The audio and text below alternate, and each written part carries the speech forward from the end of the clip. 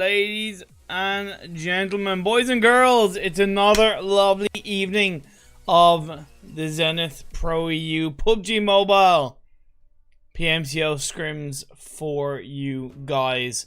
Of course, all of these teams preparing for the upcoming PMCO fall split, and we have a juicy amount of teams. And I'm joined by a juicy person as I tried to transition. It's not just me, I'm being joined tonight for these games with the one and only HighlandWolf. Not just HighlandWolf, juicy HighlandWolf apparently. There you and go. as you say, it's going to be an epic 4 games, and it looks every day now that we just see these stacked rosters on Zenith, and we really are seeing some top for sure. PUBG gameplay, and can expect no less coming into these 4 games tonight. And so we have, to go through the list of teams, we have Lacanostra Power, we have Omega Dragons, we have Carback Horses, X Team, Time to Shine, Universe, Bloodline, Godsent, Gun, the Noisy Boys, the Sirens, Gaijin. We do have Red Reserve, even though their logo isn't on the graphic. We have Team Push, we have 4 Romanian men, we have The Real Deal, and we have Be My Loot. So those are your teams that are playing in tonight's games. Kind of what do you make of the teams that we are having in these games? I mean, what do I make of them? They're absolutely stacked is what I make of them, Imperium.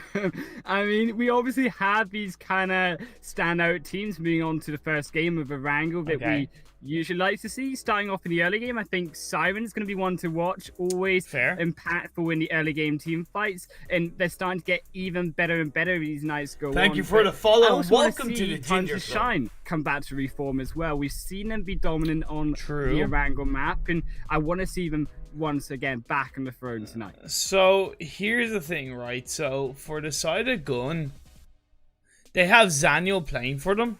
So Zaniel is not playing for Time to Shine. So there's still that level of uncertainty of is he playing for Time to Shine? Is he not playing for Time to Shine? We don't really know what's going on. We know we can see that Calamos is playing for Time to Shine, but we don't know if that's just a bit of a subbing in aspect because Will doesn't seem to be playing in this first game at least. So I'd imagine that could be the case. So I'm definitely curious about Time to Shine, but for sure, the thing that I'm going to be looking out for to begin with is the battle in Rozhok between the Sirens and Lacanostra. It's gone back and forth. However, right now, from what I've seen, the Sirens are winning. Yeah, and the Zenith soap opera will shortly entail here in the first game. But as you say, Sirens and Lacanostra, I really want to see Lacanostra moving in the early game versus Sirens if they're going to be brave enough to drop in Rozhok again versus Sirens to kind of stick more together, be more cohesive as a team. They're always split 1-3 drops. Imperium, and I think that really puts them at a deficit. It's not really how they like to play versus Sirens, seeming how these fights have gone so far in these previous nights. Well, we'll have to obviously wait and see. Can't deny the Noisy Boys, how aggressive and controlling they can be in these games. Red Reserve, a team who have been doing their best to step up, evolve, and learn from mistakes, play so much more to the point, and starting to, I feel, unleash their potential a bit more come to these games. And then of course you have Godsend, on paper the team that really look one of the strongest, if not the strongest, in Europe. Right, they are absolutely dominating these scrims consistently in multiple nights that we've been able to see so far, Imperium, and I think we can expect no less coming from them tonight. So high expectations as usual for Godsend, but I think what we need to look at on the other end of the spectrum is teams that we'd also like to do better tonight. And X Team, one of these teams. Fair for sure. We definitely always got to look out for the teams that, do need to maybe step up more, need to start kind of showing themselves up in some way, shape, or form. Again, these are scrims, so it doesn't tell the bigger picture, but at least to try and set yourself up for success in the PMCO, it kind of starts at scrims. Right, exactly. That's where we want to see these teams start to develop and evolve and try out different strategies. Of course, as you see, it's just scrims, so teams maybe from night to night being serious, being more laid back, trying something new. And as we say with Lack and Nostra and Sirens, we might just see this appear once again over in Roshawk. So we're going to keep an eye on that as that playing path moves. Thank you for the follow and welcome to the to Ginger south Club. here. Well, I do notice the Sirens are instantly dropping towards Severny. Are they giving up Roshawk for PMCO? Time will tell. Interesting. Red Reserve and Universe going to be heading towards North George. Pretty standard drops for those teams, with X Team and Carabac horses heading towards Yasnaya. Also, standard stuff coming out from these teams on the drop spots. Yeah, and I think it is just going to be the standard drop spots for these teams just now. And talking about, X team here, going to be dropping down over in Yasnaya, keeping an eye also on them as we talk about these kind of underdogs moving into the first game. But as we say, a very generous playing path, and we're just going to have to wait to see how the zone plays and how it's going to affect these teams moving forward into the first zone. What I like that helped complement the playing path was the fact that we've seen overall a bit of an even spread for the teams across the start of this game, other than the usual teams in the usual drop slots. It's a nice even push out from all these teams. However, this circle, it's on the west, bit of the northwest included. It's also not going to be too bad for a lot of these teams to make their way in towards the circle.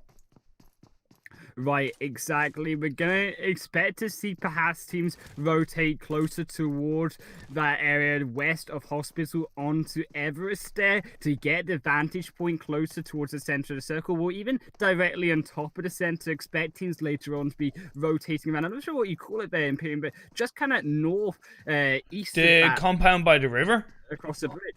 Yeah, compound by the river. Yeah, it's one of those key areas indeed to play with. Plus, you do have the Headshot Valley, right? The area between Roshawk and Ruins, or School and Ruins, should I say, that is always somewhat initially viable for rotating and get a bit of information, but as it is out in the open, there is that risk of potentially being stabbed in the back in the early game if you rotate there too early. Definitely is going to be a lot of risk versus reward for these teams moving in. And I think where we're going to see the most action as well, Imperium, is down in the south, then moving up north into this zone. If this zone, as we predict, may shift up further north towards those locations that we've already mentioned. And teams like Team Push, they're going to have the hardest time if that does play out. Okay. For now, I don't think it's going to be too much of an issue, unless phase 2 shifts heavily down south, where we could have more teams rotating as they rotate into the circle if they leave it too late.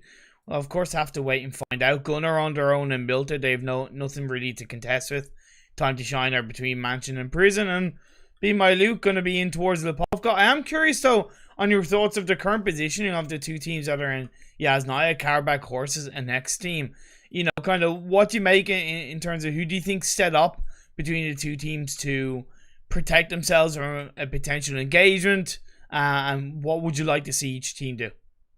Right, well, I've been looking at this fight, kind of if it breaks out myself here. In Andy and Godkiller, this 2-2 split from X Team with Zombie and Beg for Mercy on the back side to the south and the north side. And we just see an interesting rotation there closer to the south of Yasna. Actually going to move back up though. Wasn't Barracuda kind of reposition here against X Team? And I was going to mention needed to get closer in towards the rest of their teammates to be more relevant in this fight. Is of course Isan there is going to be most vulnerable solo with the 3 members behind them. I overall I don't think it's too bad for Carabac Horses. They overall seem to be looting up a bit closer together to each other, bar Titan being on his own, as you did mention. Whereas when you look at X Team, I don't think they're in any real position to punish Carabac Horses. Even though they do have more off angles, they're not really going to be able to punish any kind of knockdown they put onto either Titan or any of the other Carabac Horses members. So I think they're both, we know Yasnaya is the kind of city where you can loot up on your own. You kind of easy peasy lemon squeezy if you have 2 squads there. So I think they're kind of respecting that, especially because for the side of X team, they are closer in theory to the center of the circle, where they can easily just rotate to the north of the river and come in above shooting range, or below shooting range, should I say. Yeah, just keeping an eye there on the north side of Gold Touch, who does avoid sirens towards shooting range. They're just going to regroup towards their team. An interesting 3-1 split there from the side of Universe. So going to have to keep an eye on that moving later into the game. And it does look like we predicted here, Red and Sirens going to be fighting for this tower here in the bridge. Yeah, because Sirens dropped in Severny, even though they would have been one of the first teams to start looting up. And by no means have they rotated slowly down towards this compound, but because Kailas dropped in towards North Georgepool and this compound is closer to North George, they just got there first. And I think Sirens are aware of that and they're disengaging away. It's a much wiser idea for them to go, because it's not like there's nowhere for them to move to. There's plenty of compounds on the north of the river that is by no means close to the edge of the circle that they can get a lot of information from. But I definitely give respect to both these teams for somewhat respecting each other and looking to play for the late game. So I commend that a lot. Right, it's all about endurance for these players so far, and I think if Sirens do choose to rotate up towards shooting range, up closer towards that hill area up in the high ground, they can get a lot more vantage points to teams, especially rotating across the roadside towards that tower, if you like, on the bridge side, if their enemies are also looking to rotate closer in from the north, as we say. And Time to Shine perhaps going to make their way over to north, and perhaps into the way of Gaijin, so keep an eye on this one. Yeah, definitely going to keep an eye on how they are rotating, of course. Nobody occupying Everest, which is interesting, although 4 Romanian men on towards the south side of it. Lacunoster Power, who did drop in Rostock on their own, have moved across towards Headshot Valley, but they seem to be constantly looking to rotate closer to the center of the circle. They hovered around the Watertown area as well. Bloodline were in that compound just to the west, and now they're moving closer towards Red Reserve. So I'm going to pan it over for now, because I wonder if Red Reserve will be able to take advantage of that across the water, or will Bloodline avoid all that? Yeah, it definitely looks like Bloodline going to be looking to try rotate there, but Time to Shine is going to be the first fight here, as Daddy making a very interesting rotation up north towards that bridge for an angle. It looks like it is playing out, but Gamers United Nations also oppressing is that second party onto Time to Shine, and Daddy has to make that quick rotation in. We've seen Will go down. I thought Will wasn't playing, my apologies, sorry about that, but Kalamos and Naya's been knocked down, so it's just down to Will and Daddy to in some way try and provide that level of protection if they can in any way, shape or form get those revives off. Outro getting a bit of information for Mamula, but Mamula is going to be on his own, the last remaining player for Gun. His back's against the wall, he's going to shoot up towards the members of Time to Shine, but nothing really connecting for now. He can disengage down that little dip of the hill, but it doesn't seem like he really wants to go towards there. But a great grenade by Mamula is going to connect onto Daddy, as Will is going to throw out those smokes. We'll be able to get that lovely sweet revive onto one of his teammates to try and make it into 2v1 advantage. But all the while, time is being given to Mamula to reposition. Well, repositioning might, but they're still going to be under fire. And Mamula now in the one in the red here to use that first aid kit. They got plenty of healing on board though, so they don't have to worry too much as long as it can find these knockups. But these revives have come through, and now with all 4 members of Time to Shine up, it's now 1 versus 4. But it looks like X Team also coming from the north side. Third party in the early game is Zombie.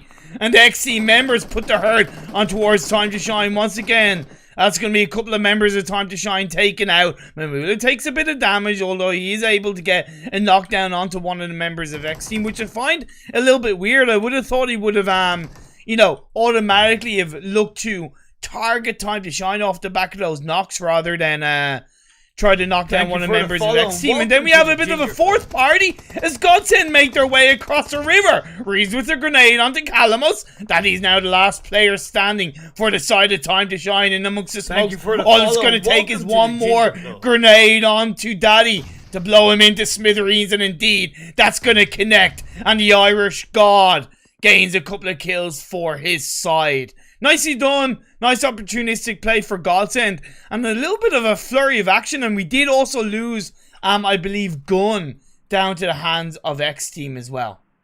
Well, we waited for his early game match. We wondered where it was, and it kind of blew up in our faces 10 minutes in. And we might see Be My Loot just to the northeast of that fight there. It has just played out over the lake here versus the side of Carabao Horses. Yeah, let's pan it back over onto there. Alpha was knocked down, followed by Pain. It's going to leave Shadow and Sultan just up as Carabao Horses do what they can with the high ground pressure, the high ground advantage, and of course now the man advantage as Sultan is trying to stay connected behind a rock in the distance. Shadow gets knocked down, leaving Sultan on his own to try and swing his way into the rest of this game. Phase 2 did shift over to the west a bit while still centering up quite nicely across all directions. What do you make of the kind of key areas of where the teams might want to position themselves coming into this second phase? I still definitely stand by Everest and also that bridge, which I was interested where Team Push were going to rotate to. It does look like they're going to press on to Red Reserve here as Kalista caught on the other side.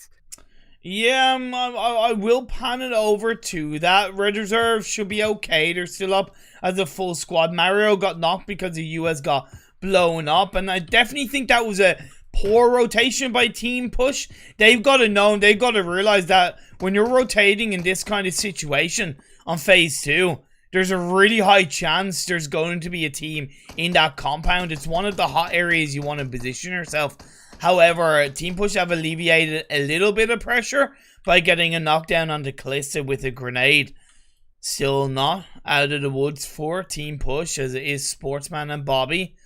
That's going to be close by to each other. CLW, I don't know exactly where CLW is. Oh, he's actually on the other side of the river. Potential sandwich onto Red Reserve. Well, I was going to mention that, yeah, but it does CLW on the backside of it, but it relieves the pressure for Red Reserve getting across this bridge, and unfortunately Bobby's going to feel that pain. It's getting knocked up, and it does look like Bloodline also going to be a third party onto Sportsman, going to try finish off a third member of Team Push here inside of our little tower there. But CLW on their own does have the advantage to just escape this fight if they do choose so, as long as they're careful they don't be spotted by the side of Nomads there. What do you make of sorry to cut you off, but what do you make of Red Reserve going for the revive on the Kalista? Do you think that's a little bit risky, or do you think they're very confident with the knockdowns and kills that they've gotten, that they've created that strong space? I hate to say it, but I think my question has been answered, because CLW was able to confirm that kill onto Kalista and get a knockdown onto Kaylas. Now, the return fire has come through as Team Push have been eliminated, but you gotta think that maybe they should have checked all their angles first. Yeah, they should have been more aware. They were very aggressive moving into the bridge, a 3-1 split with CLW rotating in behind. But also, the side of Red Reserve made their own rotation behind against them and were able to cut them off from regrouping across the bridge as 3 members to try punish them with CLW on the other side. And X Team also going to feel the pressure, though, as multiple teams rotating in here. Godsend from the south. Yeah, a bit of a cluster of teams right now in this compound north of the river and play. It's one of those power compounds if you can take control of it, but it also is a kind of area that you can easily get sniped and shot at from those other angles, and this is where Godsend are doing their best to try and take control. Gaijin takes in 2 members of X Team, the third party, leaving Zombie on his own. Of course, Godsend, they're not really going to care who it is. They're just going to look for the pixels out of place. The bodies in the open, as it is going to see Jay getting knocked down. 3 members of Gaijin are inside that compound as the revive did get executed onto Meow. Godsend creating that blanket amongst the members of Gaijin. All the while, Zombie is on his own, not really moving away from the little shack, waiting for all the bullets to disperse against each other. One thing that I've noticed about Godsend, which I'd like to get your comment on, is that they've been very effective with those grenades and utilizing them to their advantage. We've seen Reeves get another couple of kills with those grenades. Well, they're just on point with the grenades, and they're patient. They only use the grenades, I find, when they're looking to finish off these kills. Okay. When they know that these teammates and the enemy members aren't going to be able to run away as easily, they have to try crawl their way to escape, right? And it makes it a lot easier to find that knock-up, especially with Godsend. They didn't really know where Meow was inside that building when he moved off of the roof, so a grenade to finish off the teammates was an easy and safe way to get rid of Gaijin off the map in his first game. Phase 3 shifted very heavily down south, right in towards the path of Headshot Valley and Ruins. There are 4 Romanian men and Bloodline who did rotate a little bit closer to the river line where Reservoir have pushed their way back. I've been able to punish a couple of members of 4 Romanian men. WWS being confirmed. Dennis is knocked down. Howard, Dexter, and Bam going to be able to respond against the members of Bloodline. It's a very difficult area to play around because you can't easily get third party. Look at Red Reserve coming in from behind as Novas gets a knockdown onto Kapahala.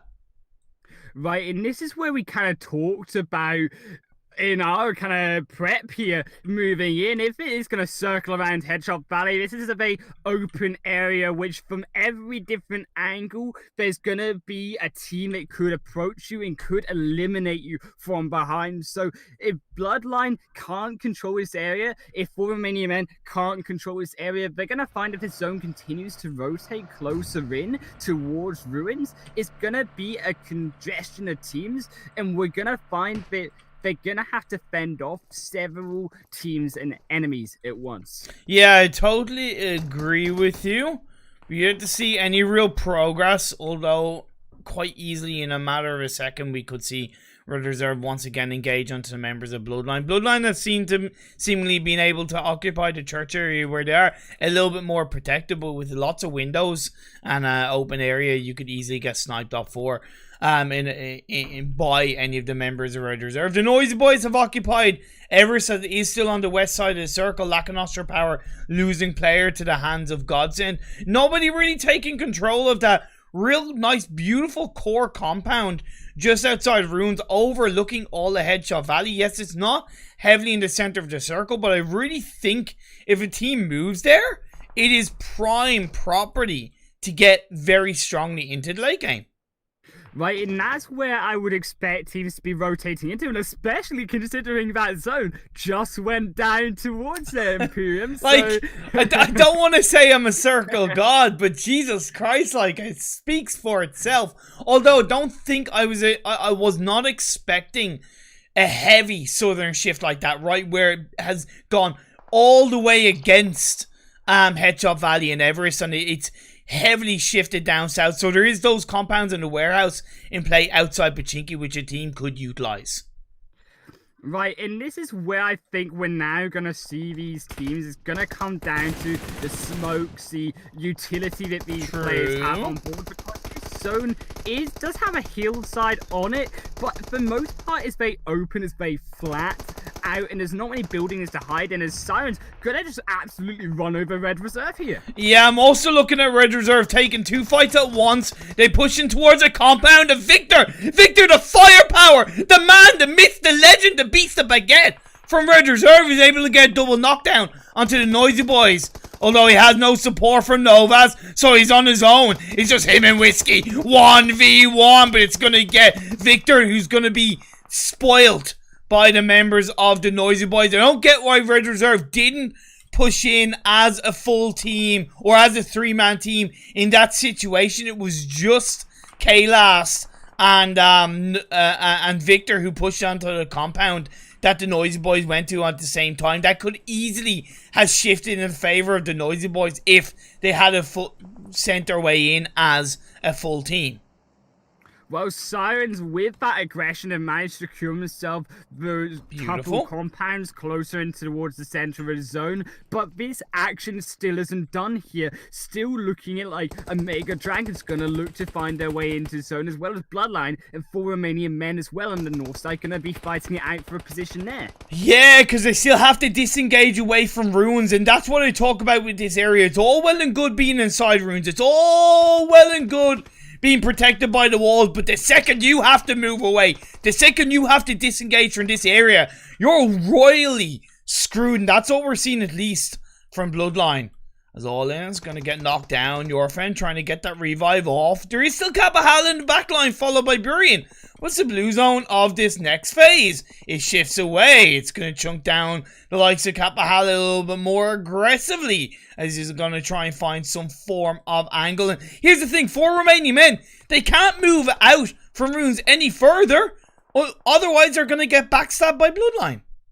Well, Lakinos just Sirens behind him as well, and Omega Dragons to the left side. But Bloodline have now regrouped to 2 on the front with Nurofen and Alan.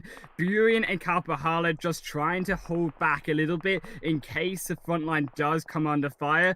But also 4 Romanian men have come together as 3 remaining members here. Bam, Dennis and Dexter. Bam, and Dennis moving closer in though as Nurofen. Thank you for the follow and welcome to the I would much prefer to see 4 Romanian men be more aggressive. Now, they have gotten a knockdown onto Nurofen, so that's giving them a bit of time to disengage away, but when you look at this late stage of the game, I definitely would have preferred to see them being more aggressive and close out the engagement onto Bloodline. These are scrims, you've got nothing to lose, there's no points positions really to play for, so why not go full send it, so to speak. Talking about full send it, though, I'm going to pan over to the fight between Sirens and Godsend. These are brother and sister teams, so to speak, part of the same org overall. As Sirens, they are still up as a full squad, although the compound they'd localize themselves in on the previous phase is outside the circle. They've allowed Godsend to wrap around ahead of them and get into the circle using that low ground to their advantage, so they are protected away from Sirens. Feel like that's a missed opportunity from Sirens, but let's see how they are going to deal with that indeed. As Navy is going to find Bama for Romanian men, and this is where your indecisiveness, your passiveness for Romanian men has been your downfall. As Bloodline are going to go down. Godsend on the Sirens. As Bloodline are going to rotate right past it. Great grenade is going to get the knockdown into Marley. Sirens are going to be chunked down by the blue zone as well. So time is ticking down. It's against their side. They got to strike while the iron is hot. Yadam going inside the boogie. Going for a long-winded rotation. That flank position coming through.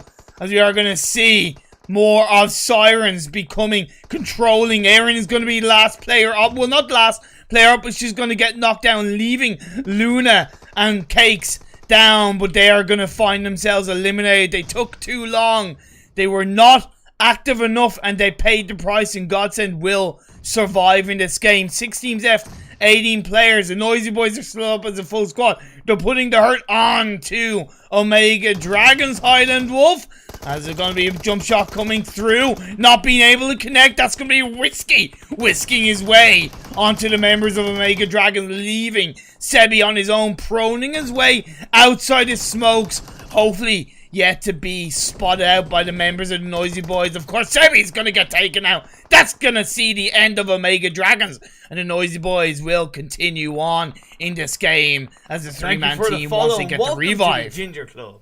Well, I'm surprised they were able to finish off the Noisy Boys there. With Ked completely away from them and trying to finish off Godsend. And they are going to do the work for as they find one confirmed kill onto them. And Ked just going back under the smoke. So sneaky here, Imperium. But inside the zone, they still need to make it. In Universe, in Kapahala Horses there are going to be ones in control. Yeah, for sure. It is out in the open, so by no means is it secure being inside the circle in this late stage of the game. It was, of course, Ked doing Ked things to play around. Godsend are going to take that huge blue zone tick damage. Roykus is going to be left on his own, and down he goes.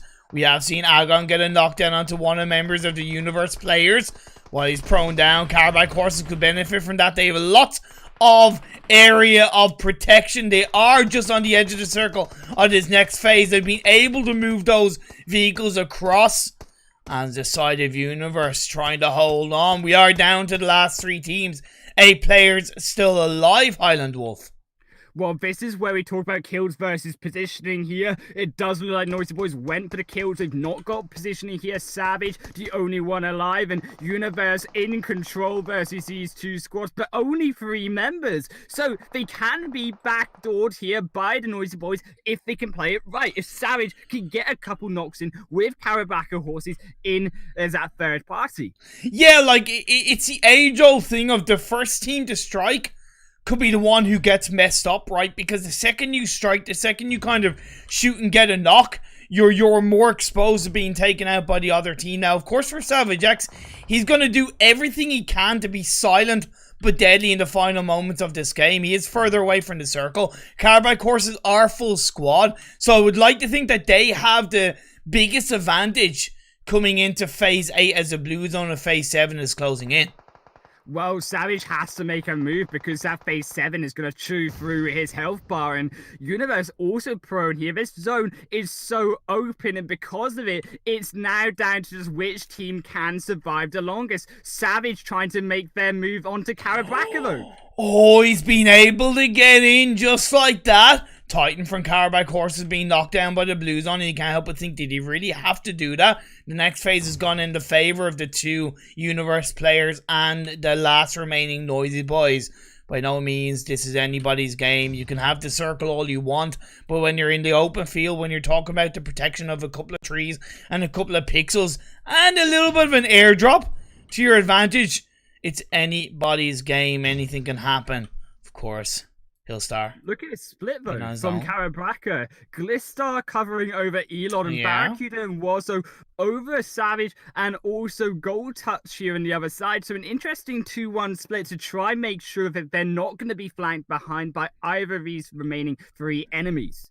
That's a really good point indeed. And Universe doing the right call in my eyes, going for a 1-1 split, trying to do something similar, obviously with less of the man advantage. I'm wondering if Elon will be able to find and spot. Hillstar is going to go closer to smoke, of course. The second he moves up and goes out of the prone position, he's going to be more heavily spotted with those footsteps. Savage X finds Barracuda, the first man to strike, but Wazo's going to clap right back to take down Savage X. We're down to the last 2 players. Elon is going to get taken down. Now we see the last remaining player of Universe going down. Gold Touch has been knocked down to Silver Touch, and Carabak Horses walk away or gallop away with the chicken dinner in game 1. Super impressive work coming out from Carabaka Horses there. Was not expecting them at all to be the team on top, let alone in top with 10 kills. Imperium, excellent work on their positioning, making their way into that final zone. And with even Savage X trying to hinder them into second place, they didn't care. They got that chicken dinner despite the fact of that. 110%, and it could have gone against Carbike.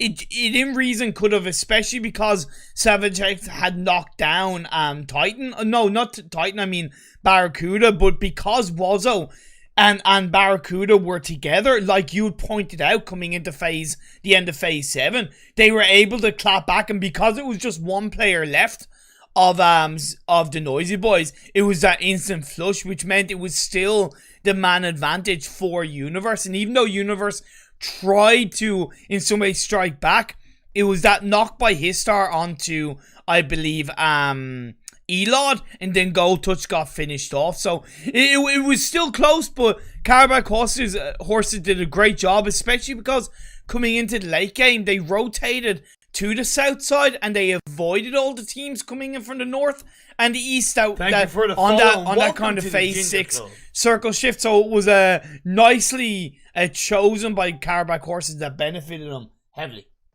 I think definitely the patience, as you say, benefited them from a very aggressive game. This was a much more aggressive game and a wrangle here for the first match than what we're usually used to. I mean, from 10 minutes out, it kind of felt like we're almost in a late game at some points with 4 teams on top of each other, Imperium. Yeah, definitely. Even though teams were spread out quite nicely, when it came to rotations, we did see a few clashes of teams rotating in similar areas. Godsend and Fourth doing what they do in terms of going for the kills, right? A little bit similar to Noisy Boys. They got 6-6-12. They got 17 kills for them in 4th place. So, you know, despite if you take that into a competitive setting, even though that would only be, I think, 8 points for 4th place. You add another 17 kill points. That's 25 for one game. 25% If you that's pretty strong for Godsend if you correlate that to a competitive game. Right, it's over 25% of the players inside that game on one team's kill feed. And I definitely expect them moving into the future game onto Sandhawk next, how they'll play, because Sandhawk is going to be that much more aggressive game.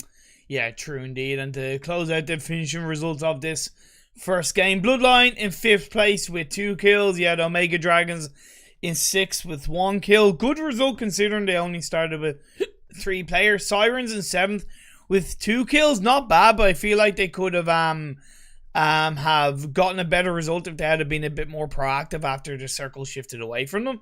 4 Romanian men in 8th with 1 kill. X Team in 9th with 3 kills. You had Laka Nostra Power in 10th with 0 kills. You had Red Reserve in 11th with 3 kills. You had Gaijin in 12th with 2 kills. You had Team Push in 13th with 1 kill. You had Be My Loot in 14th with 0 kills. You had Time to Shine in 15th with 1 kill. And you had Gun in 16th with 0 kills. And of course, a few of those bottom teams did suffer from taking each other out in some way, shape, or form. Thank you for the follow and welcome to we had a 5 squad party at some point at the early parts of this first game, and of course that's rarely gonna happen in a competitive setting, but at least it was interesting to see in these scrims. I think it was the teams on the eastern side making their way up north through that bridge and all finding themselves choked up in one location. None of the teams really rotated down to Milta towards the farm area to loot up. So all these teams were congested on the east side to moving up to the north, and that's why we saw so many teams early game fighting it out. Cool, so on that note, we are going to go for a little bit of a break here in the Zenith ProEU PUBG Mobile Scrims, but we will be back in the next 4 to 5 minutes for Game 2. Don't go away, freshen up, and we'll be ready right at you for some more PUBG Mobile action.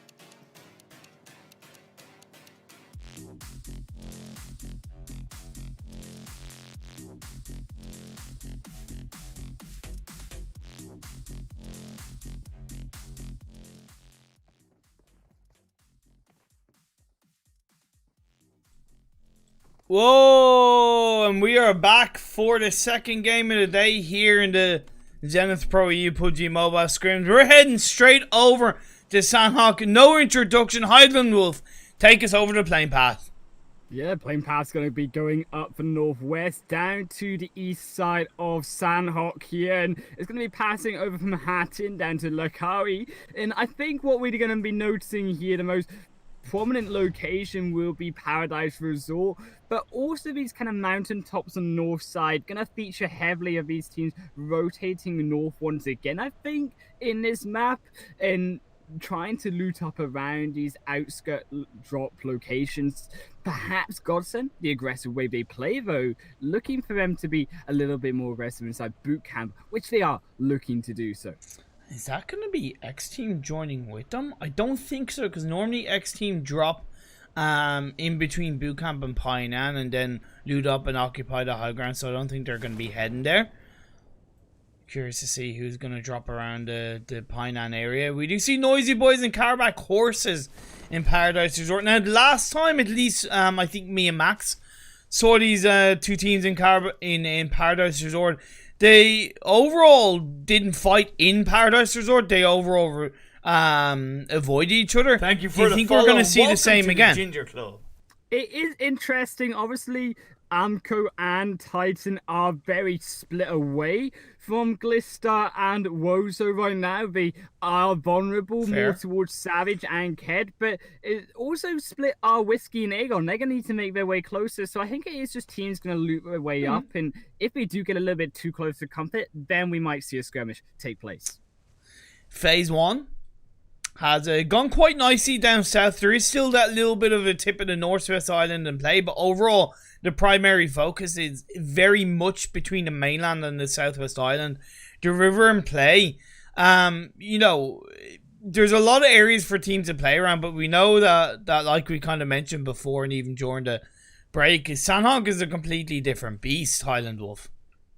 Right, and I think we're going to have to look around if it does hover this zone around between these three islands towards these kind of compounds featuring the edge. I can't remember what you call them. What do we call them again? Like it's L split of compounds towards the west side of boot camp. Just compounds. Thank you for the follow and welcome I'm going to to call the them the Ginger L, Club. the big L compounds today, so that's my reference for them. It does look like Omega Dragon is going to be taking control of them, and on the kill feed though, it does look like Red Reserve going to suffer a couple knocks.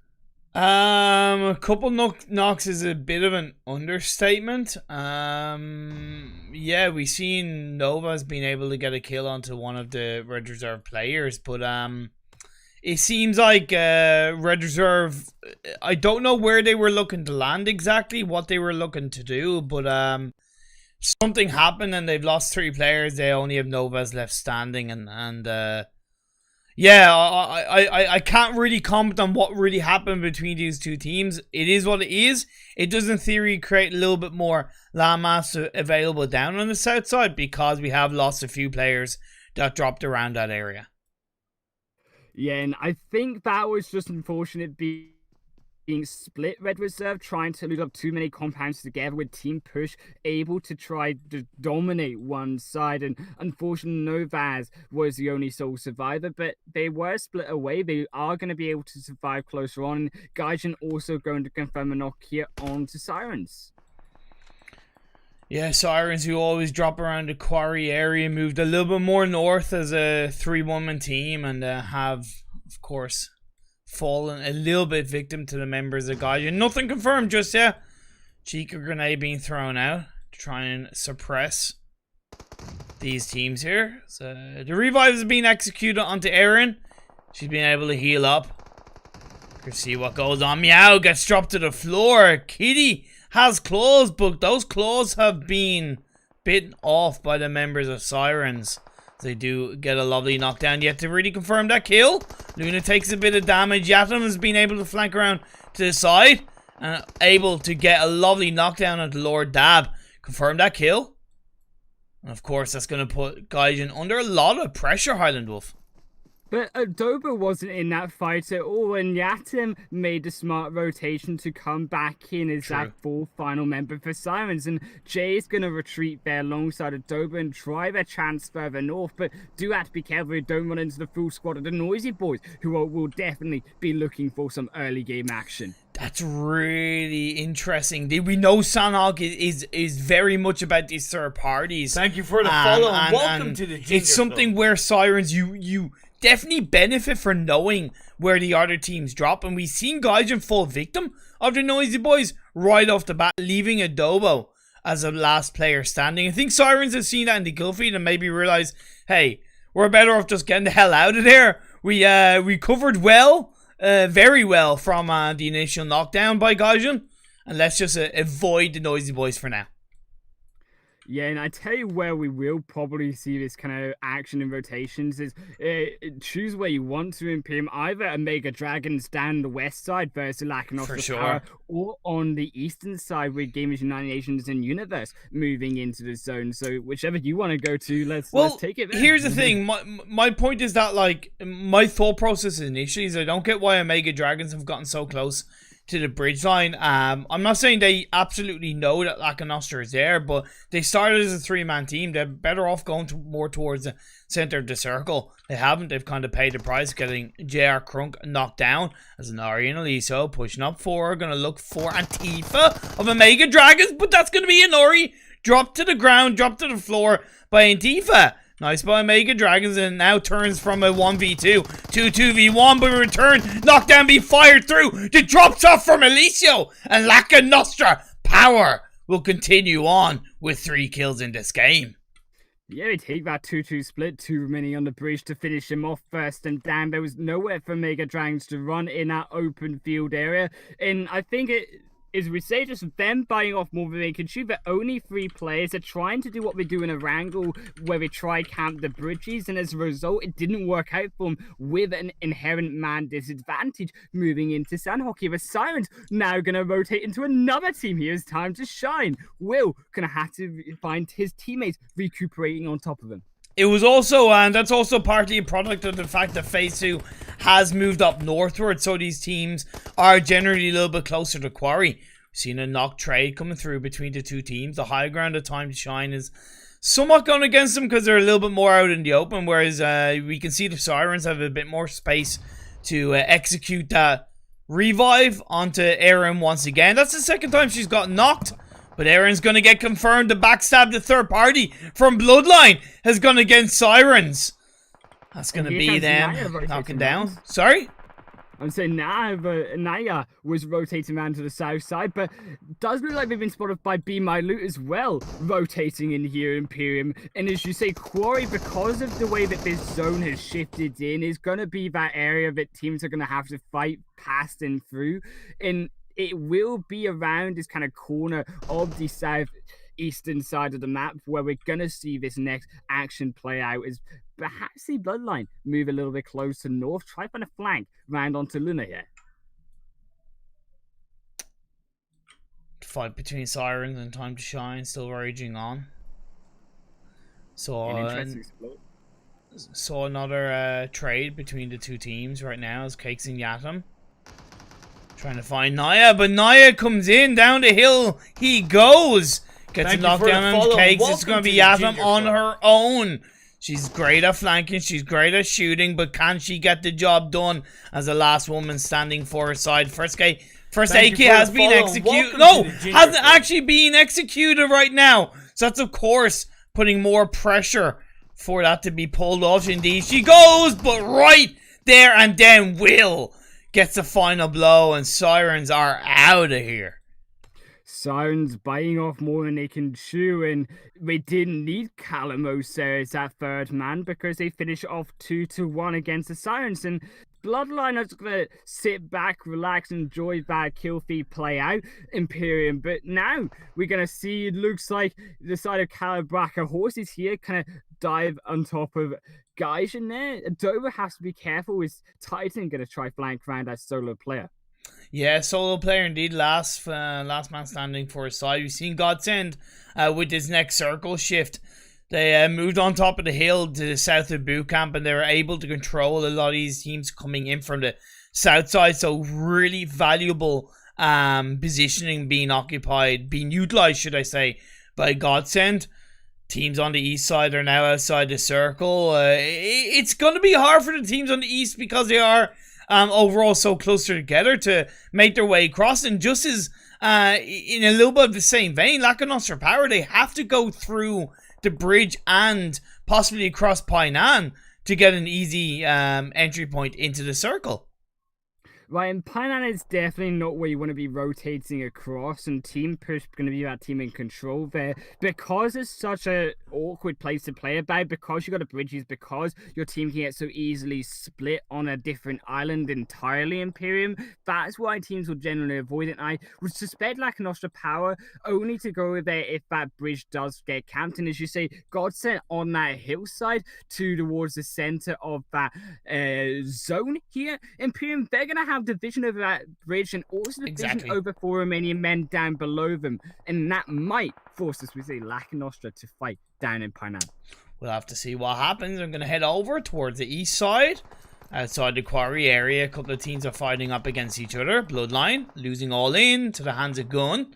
Gun coming in closer to the edge of the circle. You do have Outro and Mamula left standing for the side of Gun. So at least by being able to take down all in, that is hopefully giving them a chance to get closer to Bloodline and take them out. Of course, they're still inside the circle, Guns, so there's no real pressure for them to push in any further if they don't have to. But Kapahala split, interestingly, away from Nurofen and Burian. And now with Universe and TNB, the Noisy Boys, going to be moving down in front of them. And DC trying to take that fight onto them.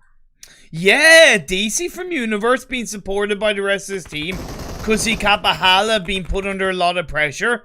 You'd notice, and you mentioned about him being away from the Bloodline team. I think that's a bit of a sacrificial lamb type strategy coming out from Bloodline. Unless the rest of the team joins up, he's able to get a lovely knockdown onto DC. But now he's going to get put down to the ground by Elod. Revenge is sweet. And indeed, Kapahala has been served his dessert. It's going to leave Bloodline with just 2 players up. The Noisy Boys will have heard some of those shots, but they're on the high ground, overlooking the likes of, well, actually, will I say overlooking? I've been able to find, spot, eliminate, and take down the last remaining player of Gaijin. Gaijin gonna fall down in 13th position now, only 12.5 minutes into the game, but it's been so action-packed, Imperium, with that zone now moving towards boot camp. Godsend with that mountainside position are gonna have such control with a vision game and also long-range game against these teams moving into that zone. Should they go into boot camp, or should they stay where they are? Because you have to be careful, right? Because Karabakh Horse is now going to be looking towards getting into boot camp, so they need to try and make that decision, right? With 4 Romanian men, a full squad against him, it's not smart to try split 2-2. I think they might just stay here, try fight off 4 Romanian men, and if they win that fight, then move up to boot camp. True, but if they leave it too late, you could see teams swiping them from down the hill on the entry point into boot camp. So it is indeed a very tricky position to play around. I would overall agree with you on your initial point of staying where they are, but I think Reese is choosing to go closer down the hill towards boot camp. Thank you for the follow. And the 3-man team of Godsend try and hold on against 4 Romanian men. The one thing that Godsend can initially hope for is possibly getting third party. Talking about third party, they're seeing a couple of teams hold on towards the edge of the circle. The Noisy Boys, time to shine. The strike comes through. And Ked, you've been shone on a crazy diamond of a grenade being eliminated by time to shine. Of course, that will take down the pressure point that the Noisy Boys were able to hold on and push onto time to shine with. Making it a 3v3 for now. If you're time to shine, how would you play this kind of fight? Would you just wait it out because you know you have somewhat the edge of the circle advantage?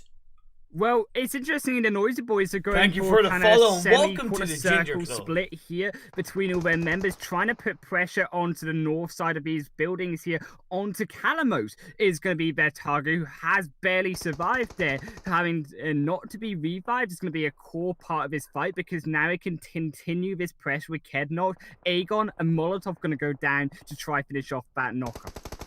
Oh, Agon went for the revive. Did execute the revive, but like you called it with the Molotov, pushed Agon back, and Agon got struck down towards his knees. The blue zone's closing in. Calamos is indeed surviving. If anything, he's thriving as the blue zone is closing in its phase 4, and phase 5 is about to show up. I'll show where this phase has gone right now. It's shifted to the southwest of boot camp, but Karabakh horses, you called it correctly. They came in from the northeast, and they have occupied the boot camp area. But never mind them, they're going to be comfortable because the action is still popping off down on the south end here, as well as 4 Romanian men trying to fend off Gamers United Nations, Bloodline, and Be My Loot at the same time. I'm going to say in the fight between Time to Shine and the Noisy Boys right now, Calamos is so low in health, but he's holding on right now. He is going to get dropped, leaving Will on his own. Will, wishing well, needs a wish and a miracle. On top of his bellies, he's able to nearly get the knockdown on the Agon. But the Noisy Boys, they realize that the blue zone's closing on phase 5 is going to cause a world of hurt and pain with Agon getting dropped. Will be able to survive with the chunk of the blue zone closing, and we'll have to wait to find out. Passing on over to this fight as 4 Romanian men are doing something similar, trying to fight and starve their way against the zone as Godsend, who stayed on top of the hill, are camping them up. Of course, they're going to have to move their way in. Godsend just waiting, knowing that they have all the control on the southern tip of the circle, being taken down a couple of players across the way, across these teams. Down the hill, they're going to have to go as the next phase does shift down. Oh my god, I've just changed it to full screen, my apologies. But as the next circle has shifted just on the edge of boot camp, but it is all about the outside area.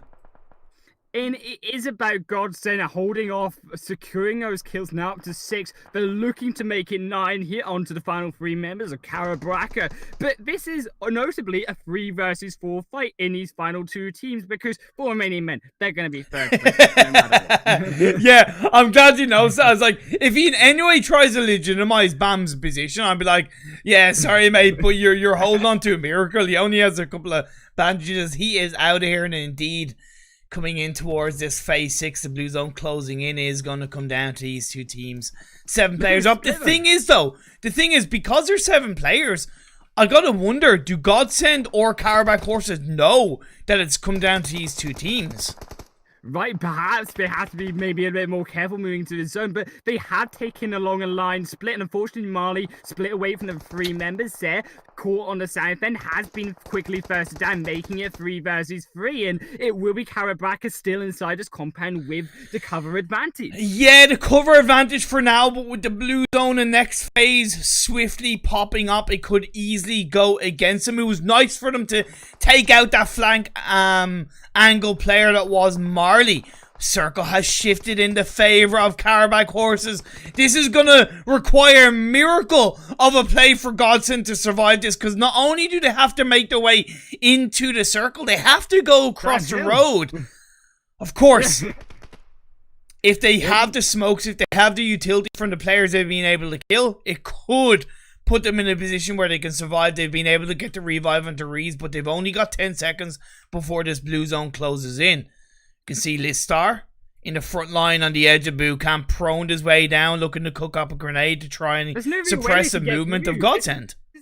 This is a bottleneck here, Imperium, and with these grenades going to come over from Glistar as well, it's going to be so difficult. As you say, the only way they're getting through this tunnel between these 2 hills in this feed for the side of Karabakh horses is to use these smokes to get in, and Navy going to be knocked.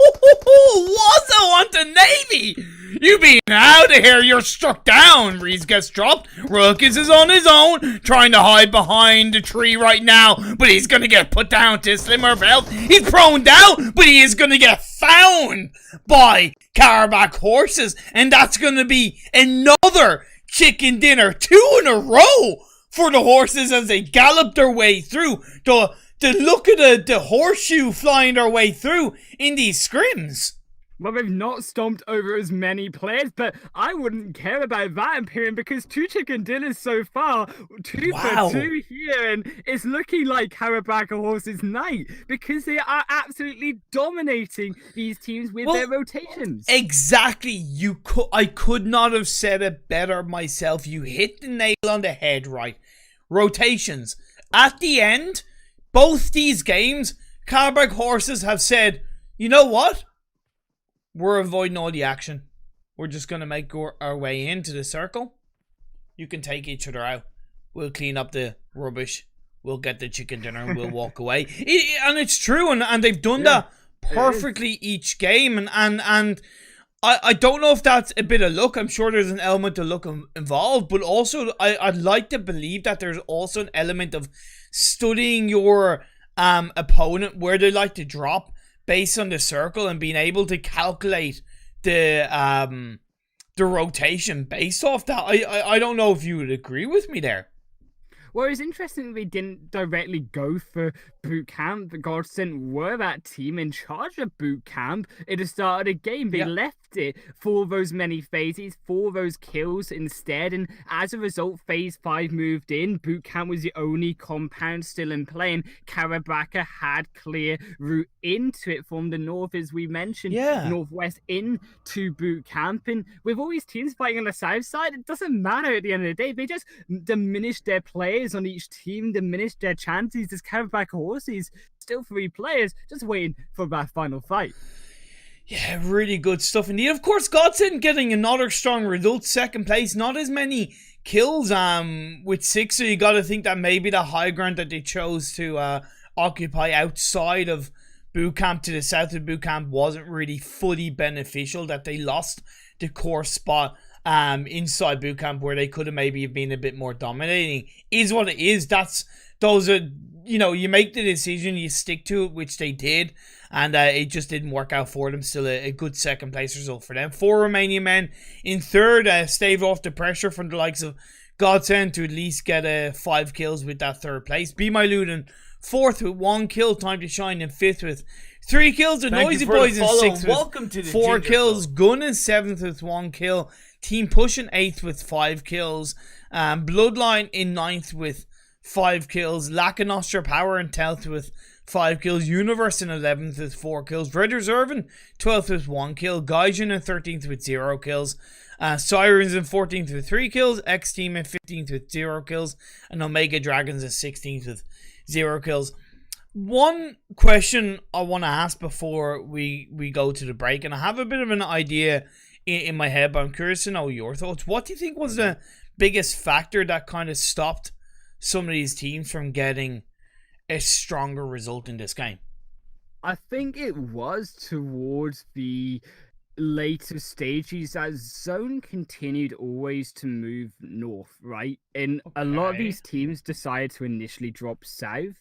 So these teams that dropped south were always at a disadvantage. And I think the most disadvantaged team because of these zone shifts were Sirens. They didn't initially drop into Quarry. They dropped a little bit north, but unfortunately got spotted out by a team there. Then they moved down south towards their routes, but still got found out by several teams. And I think it was just teams trying to make their way in all at once. And I think had they been a bit more proactive, had they been a bit quicker to these rotations, they would have found themselves coming in at a better position when these zones continued to move continuously northern. Yeah, well, that's definitely interesting. So on that note, gonna go for a break, but I'll tell you what, we will be back in the next 3 to 4 minutes for the third game of the day. We don't waste any time here, boys and girls. We get the players in, get them out, get them back in, get them back out. I know they want to play. We want to cast. We want to bring you the action. So don't go away. We'll be back at you in a couple of minutes.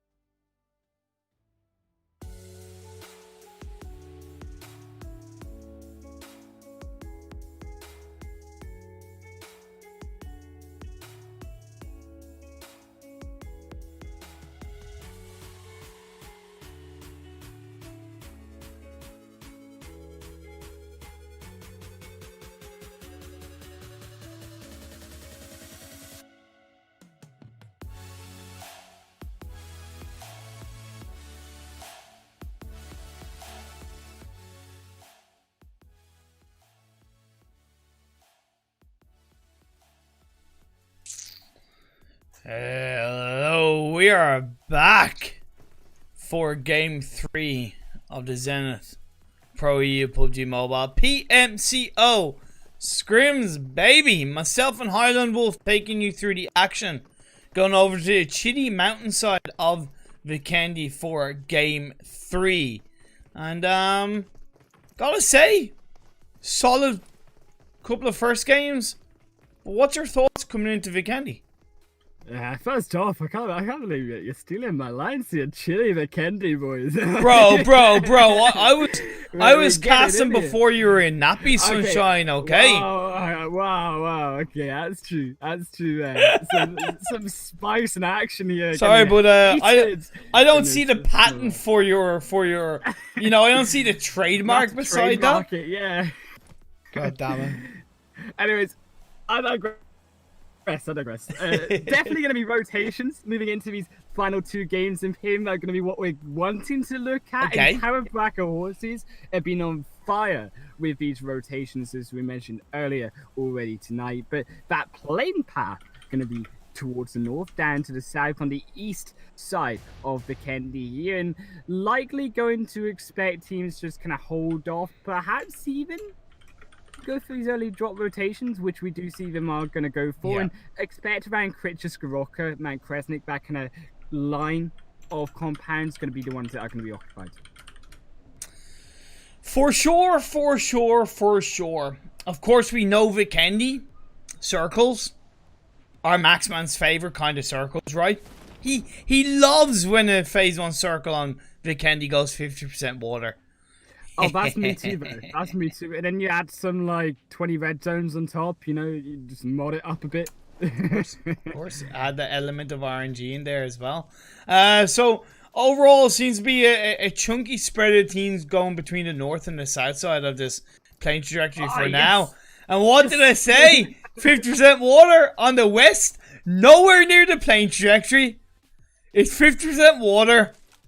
Oh baby, this is a kind of Vikendi game that I'm used to seeing in EU. Well, I'll tell you what we wanted to see was rotations, and by golly are we gonna get rotations, Imperium, even in phase 1. Teams already making their way into the zone as Team Push gonna be the only team so far out of E16 inside the safety. Interesting indeed. I'm panning over to the initial potential fight between Red Reserve and Karabakh horses, not only because two teams that are together, but also because of the fact that Karabakh horses have won the first two games, right? So when you look at it, there is that certain level of danger for Red Reserve compared to Karabakh horses coming into this third game. I personally love the 2-2 split that Red Reserve hold on to, but what do you make of it?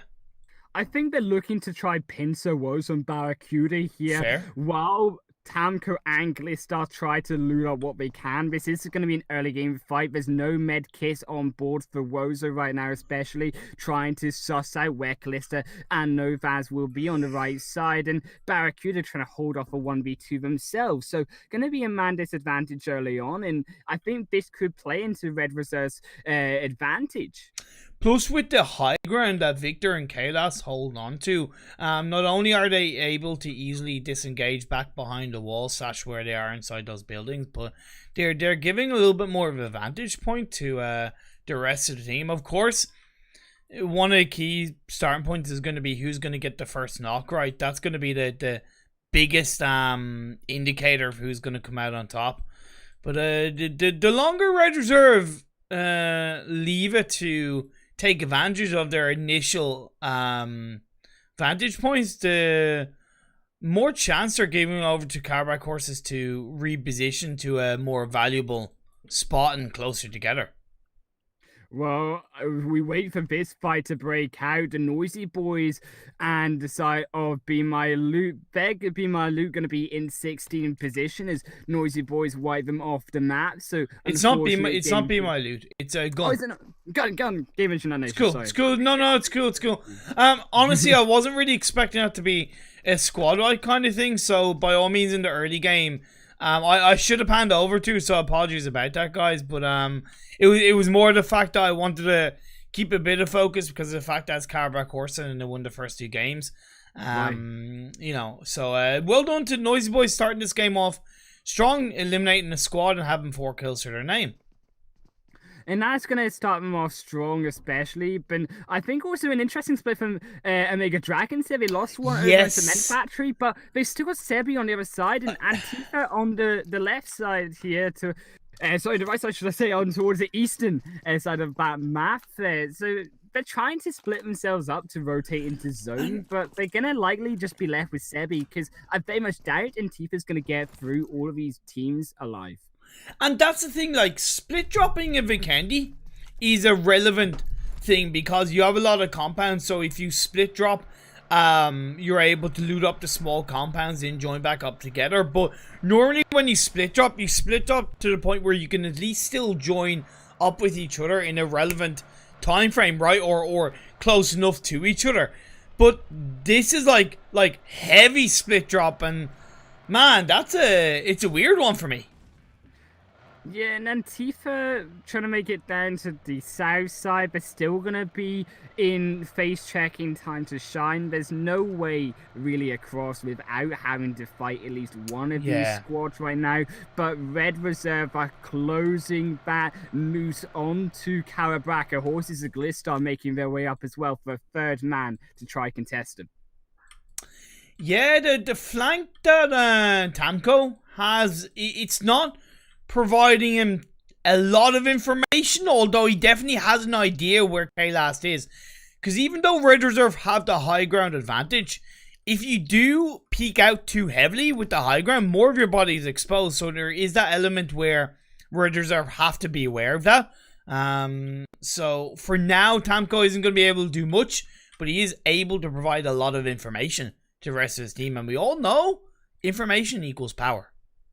Well, Class has been a mad player for information so far in Karabakh Horses, and I think Class alone has gotten the majority of the Division 4 side of Red Reserve and their rotations moving in, and as a result, the side of Victor has been able to come around the backside as well, but still no knocks coming out from this fight so far. But they've only got one compound. They're going to be short on loot moving their way into Phase 2, and especially considering that they're 1,600 meters away here as well, so they're not going to have time to stop on these pit stops into zone. For sure. So teams are starting to rotate their way in, right? We've seen 4 Romanian men make their way in. Team Push are on a little bit of a split. CLW is going to have the Noisy Boys crash in very close to him, so I'm going to just pan it over to him really quickly because he'll most likely see the end of his game if he's going to get spotted. But at least Team Push are inside the circle for now. Lack and Nostra making their way up from the north, the next team a little bit close behind them. Other than that, you know, not a lot of teams are inside the circle as the Blue Zone's closing in on Phase 1. Right, we're only starting to see now in the north and the eastern side of our play zone, Sirens, like an Ultra Power and next team in that kind of formation, moving down towards Bloodline as they also make their way towards Noisy Boys. And I think we're going to see at least one of these teams attack each other in the next couple of minutes as they try to search for a position. And I think positioning is going to be really important. And where the Noisy Boys are sat right now, on top of this kind of sort of hillside here, overlooking these teams moving into zone is a really good vantage point for them. We've seen the fight between Karabakh Horses and Red Reserve kick off. Double knock for Karabakh Horses onto Red Reserve has put them in a position where they are having that strong advantage.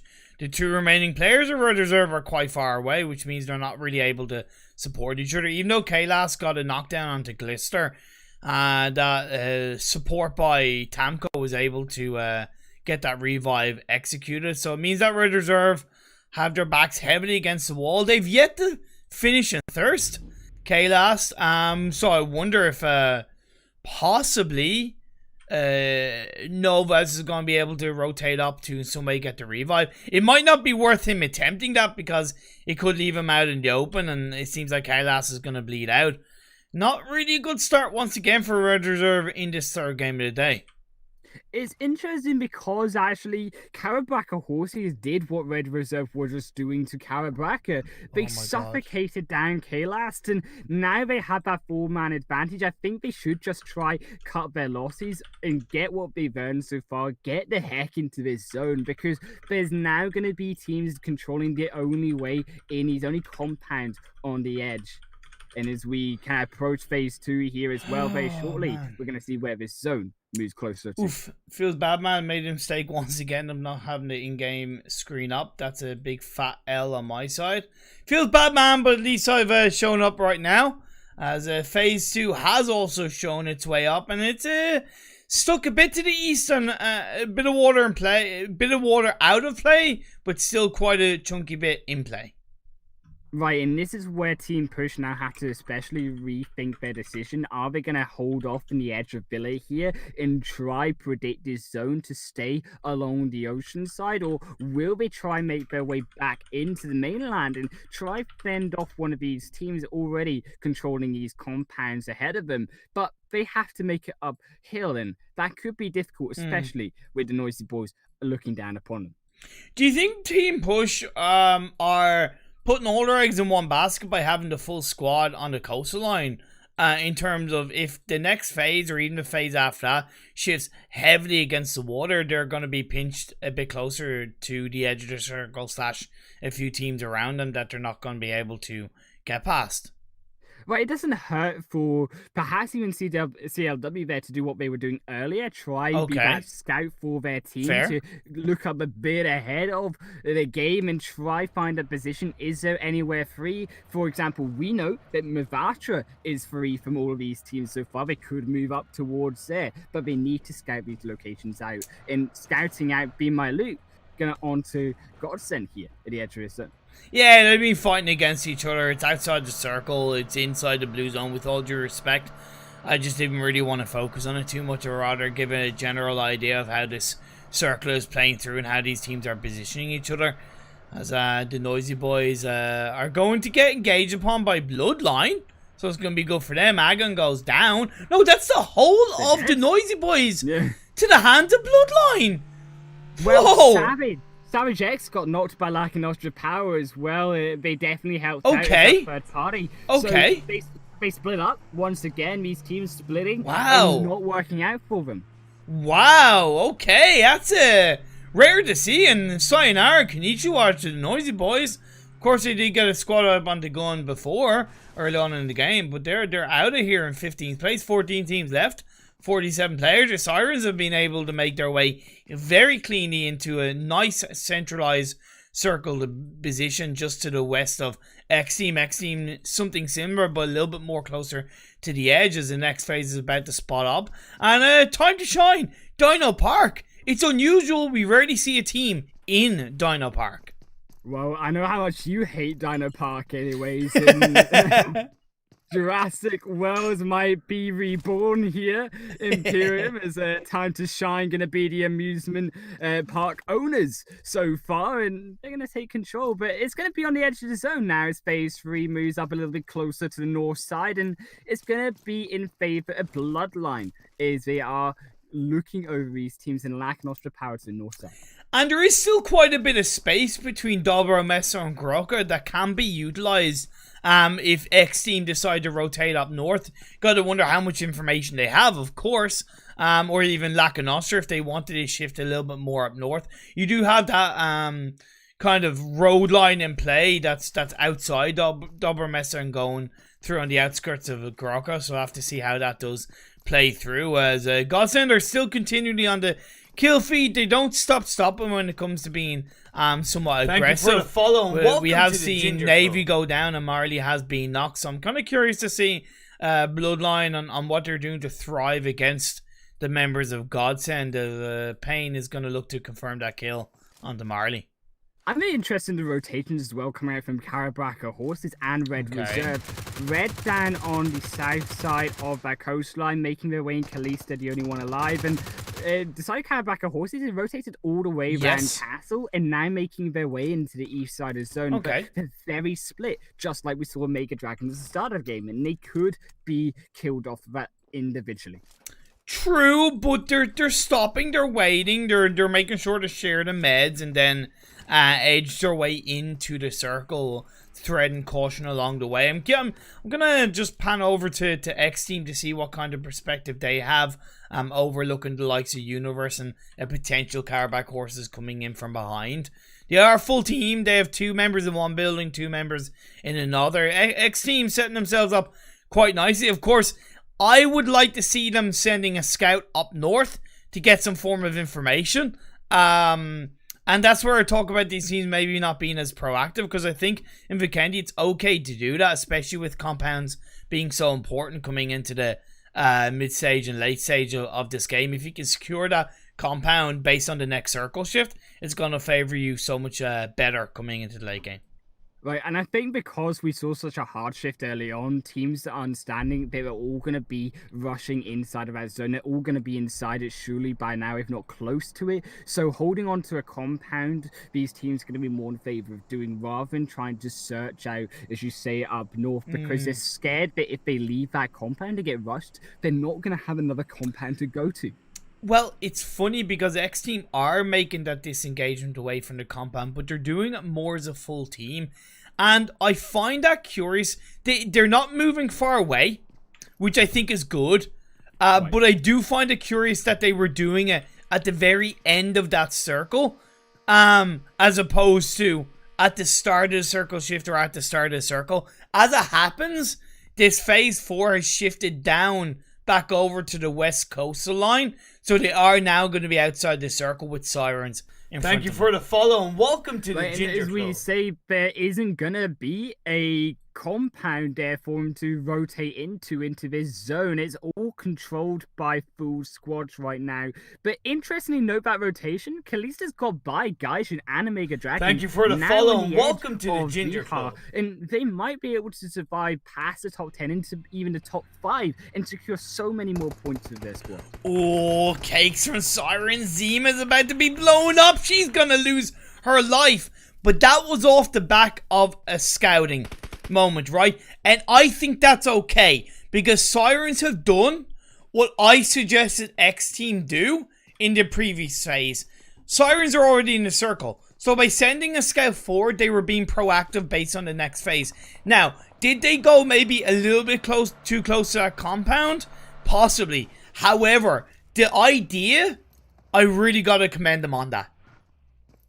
Right, and I think we're going to have to see also this kind of 2 scouts together from Karabraka as they also make their way in. But Lack and Nostra are going to be the ones engaging on Team Push here.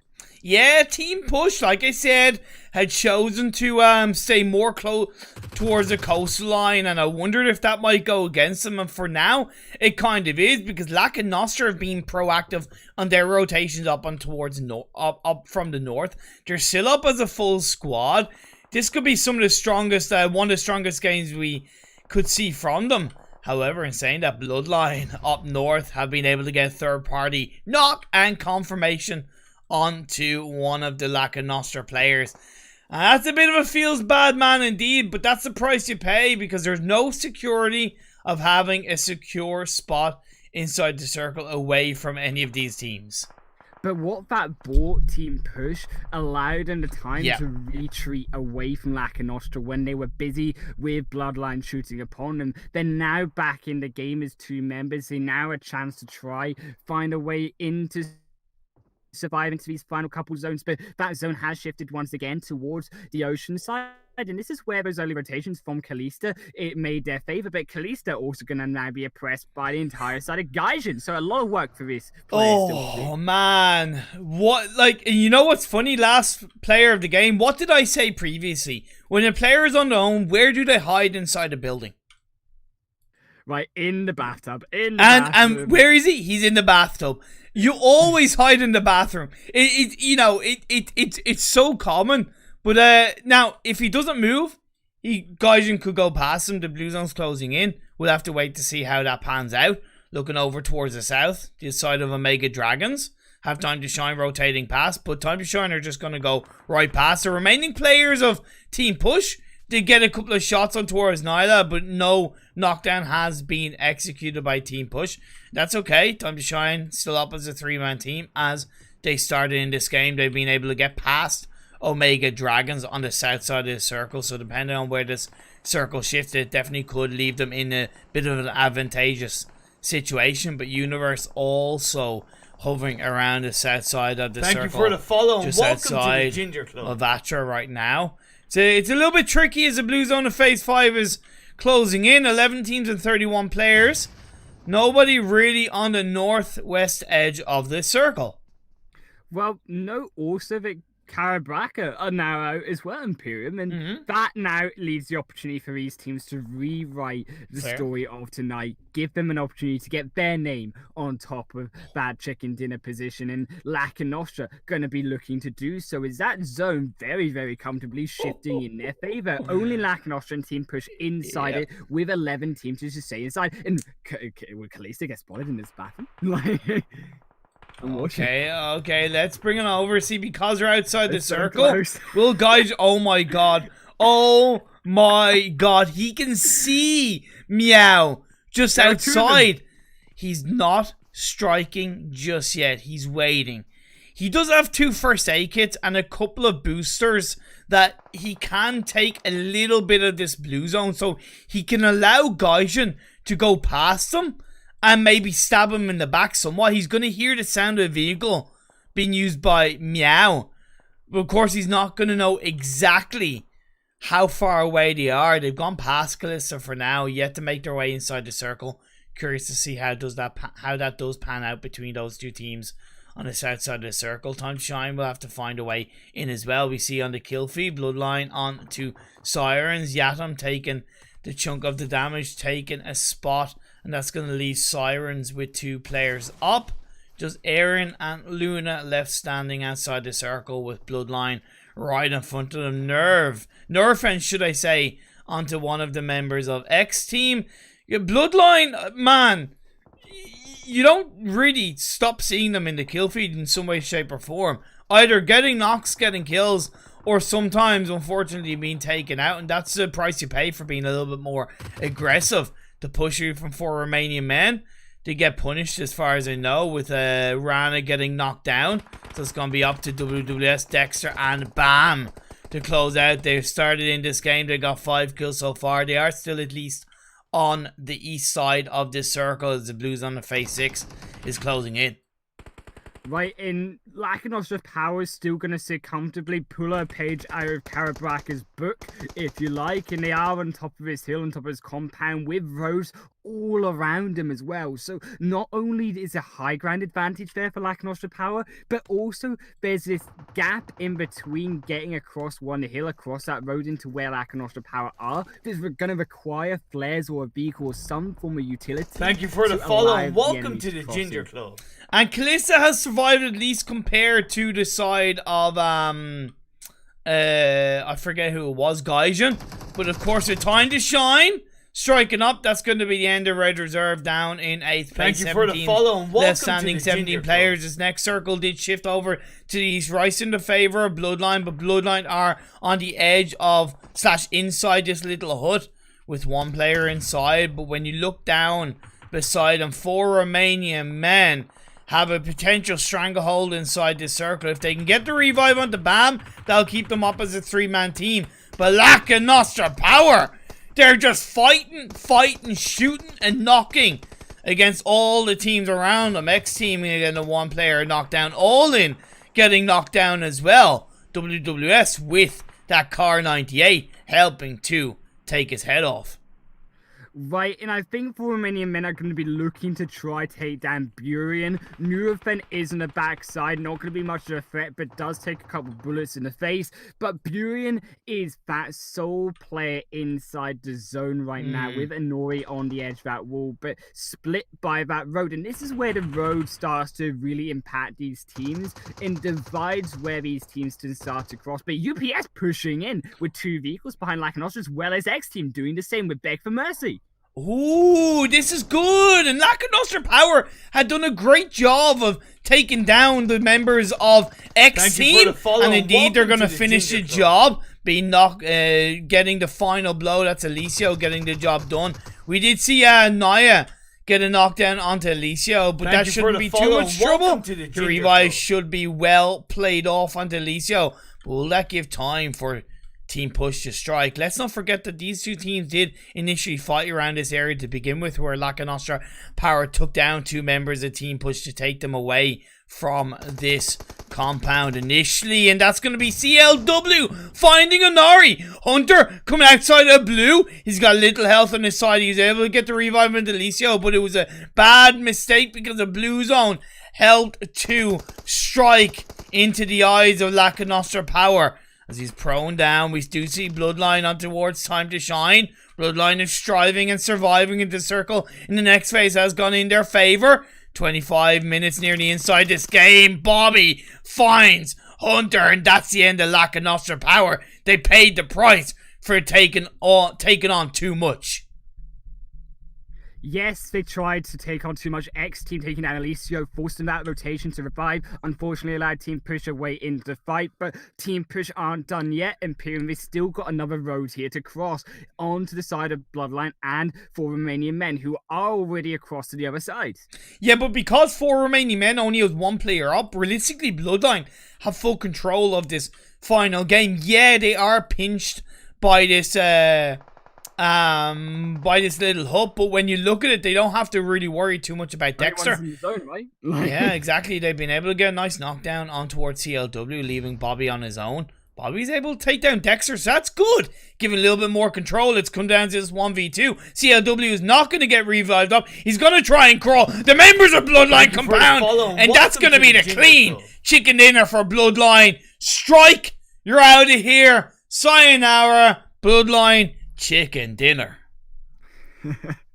Well, it will be Bloodline decapitating Team Push with a total of 8 kills. And as we say, Team Push in silver position, and in the bronze will be 4 Romanian men in 3rd position.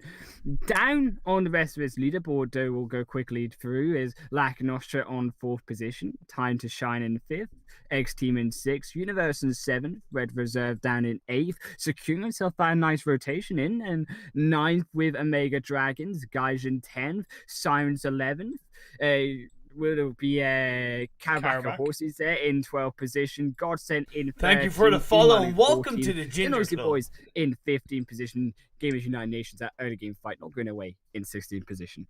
Yeah, and you know, those circle shifts I feel were a little bit tricky for a good few of these teams, right? Because it shifted to the west on one hand, but then it shifted heavily over to the east on another hand. So I think there was a certain level of uncertainty for a few of these teams. I gotta commend Laca Nostra Power, even though they only finished 4th. Thank you for the follow. They were doing the right job of focusing on X-Team, because once they eliminated, even though they didn't do it as quickly as maybe they would like to, once they eliminated X-Team, they didn't have to worry about what was going on behind them, right? And although when they were focused on X-Team, that kind of gave Bloodline a bit more space to take out 4 Romanian men and get inside the circle themselves. So Laca Nostra's correct way of playing the late game helped feed into Bloodline getting the chicken dinner. And I think we also have to commend as well Red Reserve making it into 8th position there as well, beating out Carabraca, who, as we mentioned, were down. Thank you for the follow and welcome to the there. Ginger Club. Struggled both of these teams with such an extended early game fight that they didn't have the loot to make it through all these teams controlling the compounds in their way on the edge of zone. So without the smokes, without the healing, Carabraca couldn't do much, as we say, falling down in 12th position. Oh boy, oh boy, oh boy. Vikendi never ceases to provide that kind of level of entertainment. We saw based on the start of the Phase 1 circle that, you know, something like that was going to happen, right? So, you know, can't be too surprised indeed. But definitely also not surprised the fact that we are going to go for one more final break before we get into the last game of the day. It won't be for too long. So get ready, get prepared, refresh yourself up. and we'll be back on your screens in a few minutes.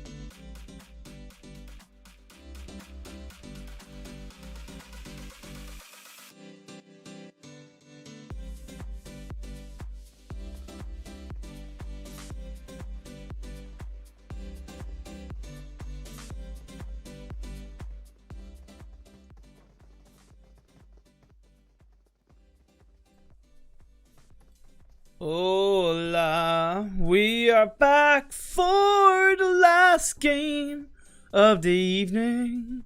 It's myself and HighlandWolf with our sultry voices ready to bring you the action for the last game. Going back over to Wrangle. Yes, Max Man would call it the green pastures of Wrangle. I think it's going to be an interesting one. We've seen a different range of style of games, I think, in Imperium. We've seen rotations be forced for teams. We've seen zones be mean, especially between games 2 and game 3. And these rotations are going to continue to be important. The most important thing I think of tonight, Imperium and Carabraca, that team we immediately go on to once again, and they got stuck in game number 3 between Red Reserve for an extended team fight. They didn't have the vision, they didn't have the loot to supply themselves into the late game point of Vikendi. So moving in, we're going to have to look to see if they go in a usual drop location, and if teams also try to sandwich them in their usual drop location early on to stop them doing that once again. We'll have to wait and see. The playing path is a very nicely centered, going from east to west, starting Lipovka, ending around the Kari area. So it does give a lot of space for teams to pretty much get to where they want to. I'm curious, will Sirens, because they are closer to Rosshawk, are they going to land in Rosshawk? It seems like they're heading there. Or are they going to drop by some vehicles, get some vehicles, and drive up to Severny? We'll have to wait to see and find out. It's a good playing path for Godsend as well as Thank you for the follow and welcome to the Ginger Club. And they generally tend to drop uncontested in their respective areas, at least for tonight's games. Right, and usual. Thank you for the follow and welcome to the Ginger Club. In Gamers United Nations for Milta, and also Yasnaya Polyana. We're going to see Carabraca once again drop down in that location, and Lacanostra also drop down in Roshawks, and Simons just in the outskirts this time. Not going to choose to engage just yet onto Lacanostra. So it does look like standard kind of drop locations for these teams, and interestingly, there's zone as well. It still has a bit of that southern island of Sovnovka in play, so we could talk about that zone being mean later on if it does shift towards the south end. Which teams in Imperium would be more disadvantaged, would you say? Well, it also depends on how they position themselves coming into the middle / late stages of phase 1, right? For now, I think the phase 1 circle really complements the playing path. So overall, it's creating a nice spread and a real fantastic area of space for teams to rotate in, right? Because when you look at the only team that's kind of in the center of the circle, it's Bloodline, but you don't really want to be in Pachinki when it comes to positioning yourself inside the circle. So clearly, for them to rotate down to the south hillside of Pachinki would be really valuable, or Potato Hill. I definitely think the south side of Pachinki would be very impactful because you got a high ground there. You can not only see teams rotating into Pachinki, but also teams rotating towards the south of the bridge. And that's where we're going to want teams to be keeping an eye on if this game does continue to go further south, because it's who controls the bridge and teams making aware of when they can actually cross and if there's a team camping on the other side.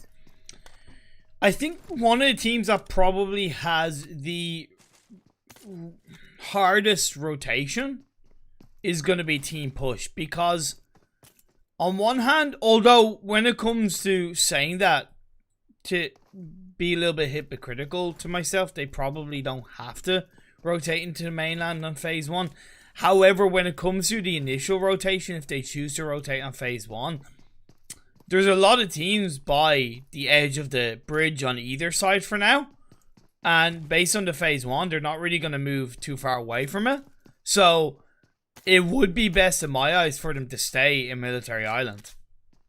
Yeah, I definitely agree with that, and especially to add on to your point there, Pim, as well, that both these bridges on the South Island are still up in place, so they don't necessarily have to go through the west side. They still got a choice to go through Gamers United Nations and Godsent on. Thank you for the follow, and welcome to the Ginger Club. They've got a choice here, and I doubt that very much is Zone would cut off both these bridges in one phase. You're dead right. I was slightly thinking that, but I kind of wasn't sure, and yeah, you kind of hit the nail on the head for sure. Sirens, who did land away from Roshawk, have a bit of a kind of 2-2 split between school apartments and their compounds just down south on that roadside. But as they get closer to the end of phase 1, I definitely think they should look to stick together as a full squad in one area, whether that is school or apartments, or maybe go for a clean 2-2 splitting around that area for now. They could catch out Lac Nostra Power, because Lac Nostra Power could be expecting them to have gone up towards Severny. So kind of curious to see how that plays off. Right, and I think we also see these rotations coming from for Romanian men. He talked about the South Hill on Pachinki. They're starting to come together. That two members on the hillside, Rana on the north coming together, and Andro from the south. So they could have that overlook onto Bloodline, as well as Marley and Godsent, who's currently very far away from their teammates. For Romanian men, yeah, I was just going to say, I think they are picking up their full squad. It would be much more important for them to be a full squad in that area rather than a 2-2 split, in my opinion. However, I don't know if they're looking to go for that full... No, it seems like they're going for a 2-2 split, which I think is very risky, because Pachinki Hill is a kind of area where you really want to control as a full squad. Wait, and I tell you... Thank you for the follow, and welcome to the Ginger Club. Is aggressive positioning from Sirens. They just drove in onto Alibaba and wiped them off the game. And Elias, Hunter, and Nasty, they didn't even have a clue what's going on, and now only just rotating into Sirens. I wonder if there's a certain level of I wonder if there's a certain level of, I don't want to say targeting, but sending a message to Lac Nostra Power. Because rotating, fair, but they're rotating closer to the edge of the circle. So it kind of doesn't make sense to me. Especially considering, Lac Nostra Power are going to return the aggressiveness. They're going to rotate closer to you, try to cut you off. And interestingly, they do get away with it. Luna will hold that. They may lose one, but I doubt it. They may just get away with all three members here and that kill onto Lac Nostra. Yeah, now they did lose Yatum in the process on a side note, so they are still down to 3 players. Meow has found Luna. So I gotta say, I don't quite get what Sirens are doing. I suppose maybe with it being Scrims, they were trying something different. So by all means, that is what it is. But it definitely hasn't gone in their favor. Gaijin and Lac Nostra, actually no, not Gaijin and Lac Nostra, it's actually Gaijin and X team are fighting over the scraps in which they got the knockdown on towards Luna, and that's going to see Zombie knocking down Meow. Instant confirmation coming through, and that's the benefit, and I think you'll agree, of an early disengagement away from Yasnaya by X team. Right, and it gives them that advantage and more freedom to move in closer towards the zone. But Sirens have looked like they're bitten off more than they can chew here. They tried to 1v2 Daddy, but they give enough time for Time to Shine to recoup, and now it's at 4-on-2. They got knocked down onto Daddy, so Daddy's giving a little bit of time for Cakes to get the revive on towards Aaron, which has been done. Naya pushing in on the inside. Cakes is going to be the one that's going to try and suppress the shots that might be fired out by Naya. Grenade is going to get popped up in towards the building. Surely that's going to be spotted. A little bit of damage onto Cakes. Aaron and Cakes, if I were you, and you can, disengage away from the other side of the building before you get surrounded. Although a little bit of third party coming out from Be My Loot is going to stop Time to Shine a little bit dead in their tracks.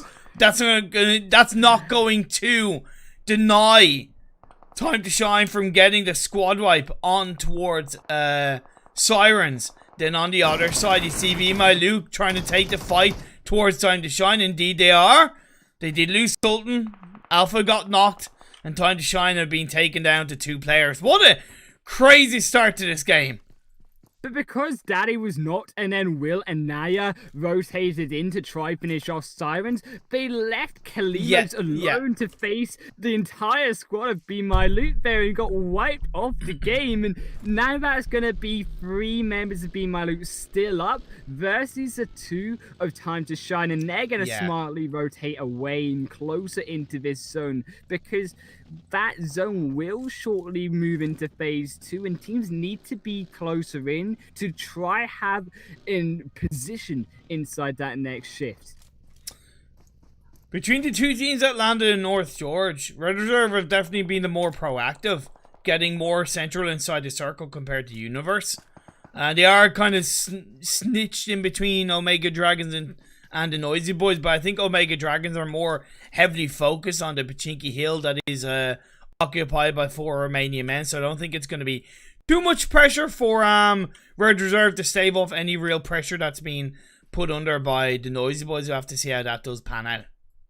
This feels like a very different game for Mega Dragons as well. They started the usual down in Primorsk in the Ferry Pier, but they managed to rotate their way up to Pachinki Hill. And thank you for the follow and welcome to the Ginger Club. They're not camping at bridge like they usually would expect them to do versus Team Push on the south side and expect that Southern Island rotation. So these teams trying different things out in these scrims tonight, and I commend them for that. For sure. Phase 2 went down south. Team Push are in the pickle of a situation. Do they commit to the mainland across the western bridge? Do they go for a long rotation on the eastern bridge and then commit to the mainland? Or do they commit and put all their eggs in the basket of Military Island and hope and pray to the Pudgy Mobile Gods that it shifts on phase 3 in their favour? We'll have to wait to find out. A few teams are reacting instantly. Red Reserve going towards that compound, which is very vital coming into this kind of circle. But then again, boys are split once again, and Savage away from the rest of the team. They do manage to fend off the first member of Universe, a scout there, as they make it down to a 3 versus 1. Savage must make their rotation closer in because they're gonna be having to fight at least one team and probably straight away the next team if they survive the first. Yeah, there's a bit of a third, well, not directly third party. It was just K-Last and the Red Reserve team coming in, and K-Last went in on his own, paid the price, got knocked down by Ked, with Sunshot then coming in on the back line to get the knockdown and confirmation onto Ked. Like, that was poor by Red Reserve. The communication, if you're going to engage K-Last, you got to make sure that you have the support of your team. And I know you're the IGL, but if you aren't confident of having the back-end support of your team on that push, don't go for the push. You went too deep, you paid the price, you got blown up. Of course, Red Reserve is still heavily inside the circle, but they are down to 3 players.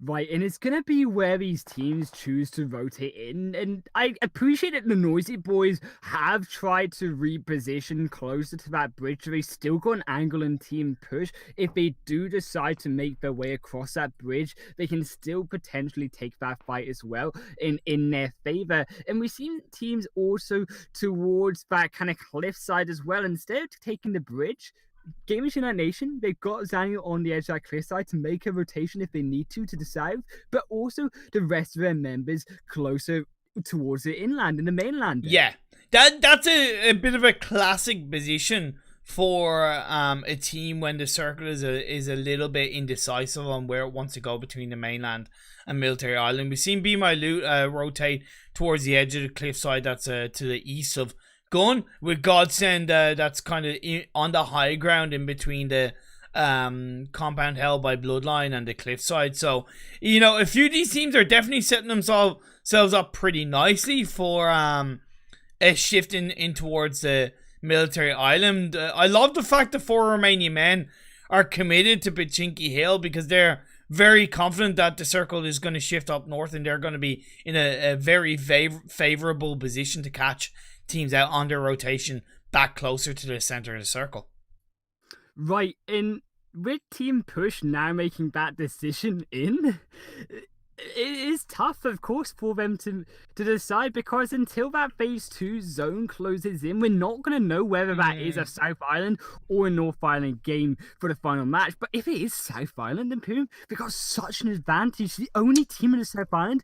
But then it comes to, can they control all these squads moving in? True. Well, and here's the thing, I also got to commend like Gaijin, Time to Shine, and even X Team for setting themselves up. If the next phase goes into Military Island, in theory they can just take a little bit of the Blue Zone tick damage and make their way in from the Eastern Bridge. So, you know, teams are definitely setting themselves up kind of pretty nicely for a few variants of these circle shifts coming into the next phase.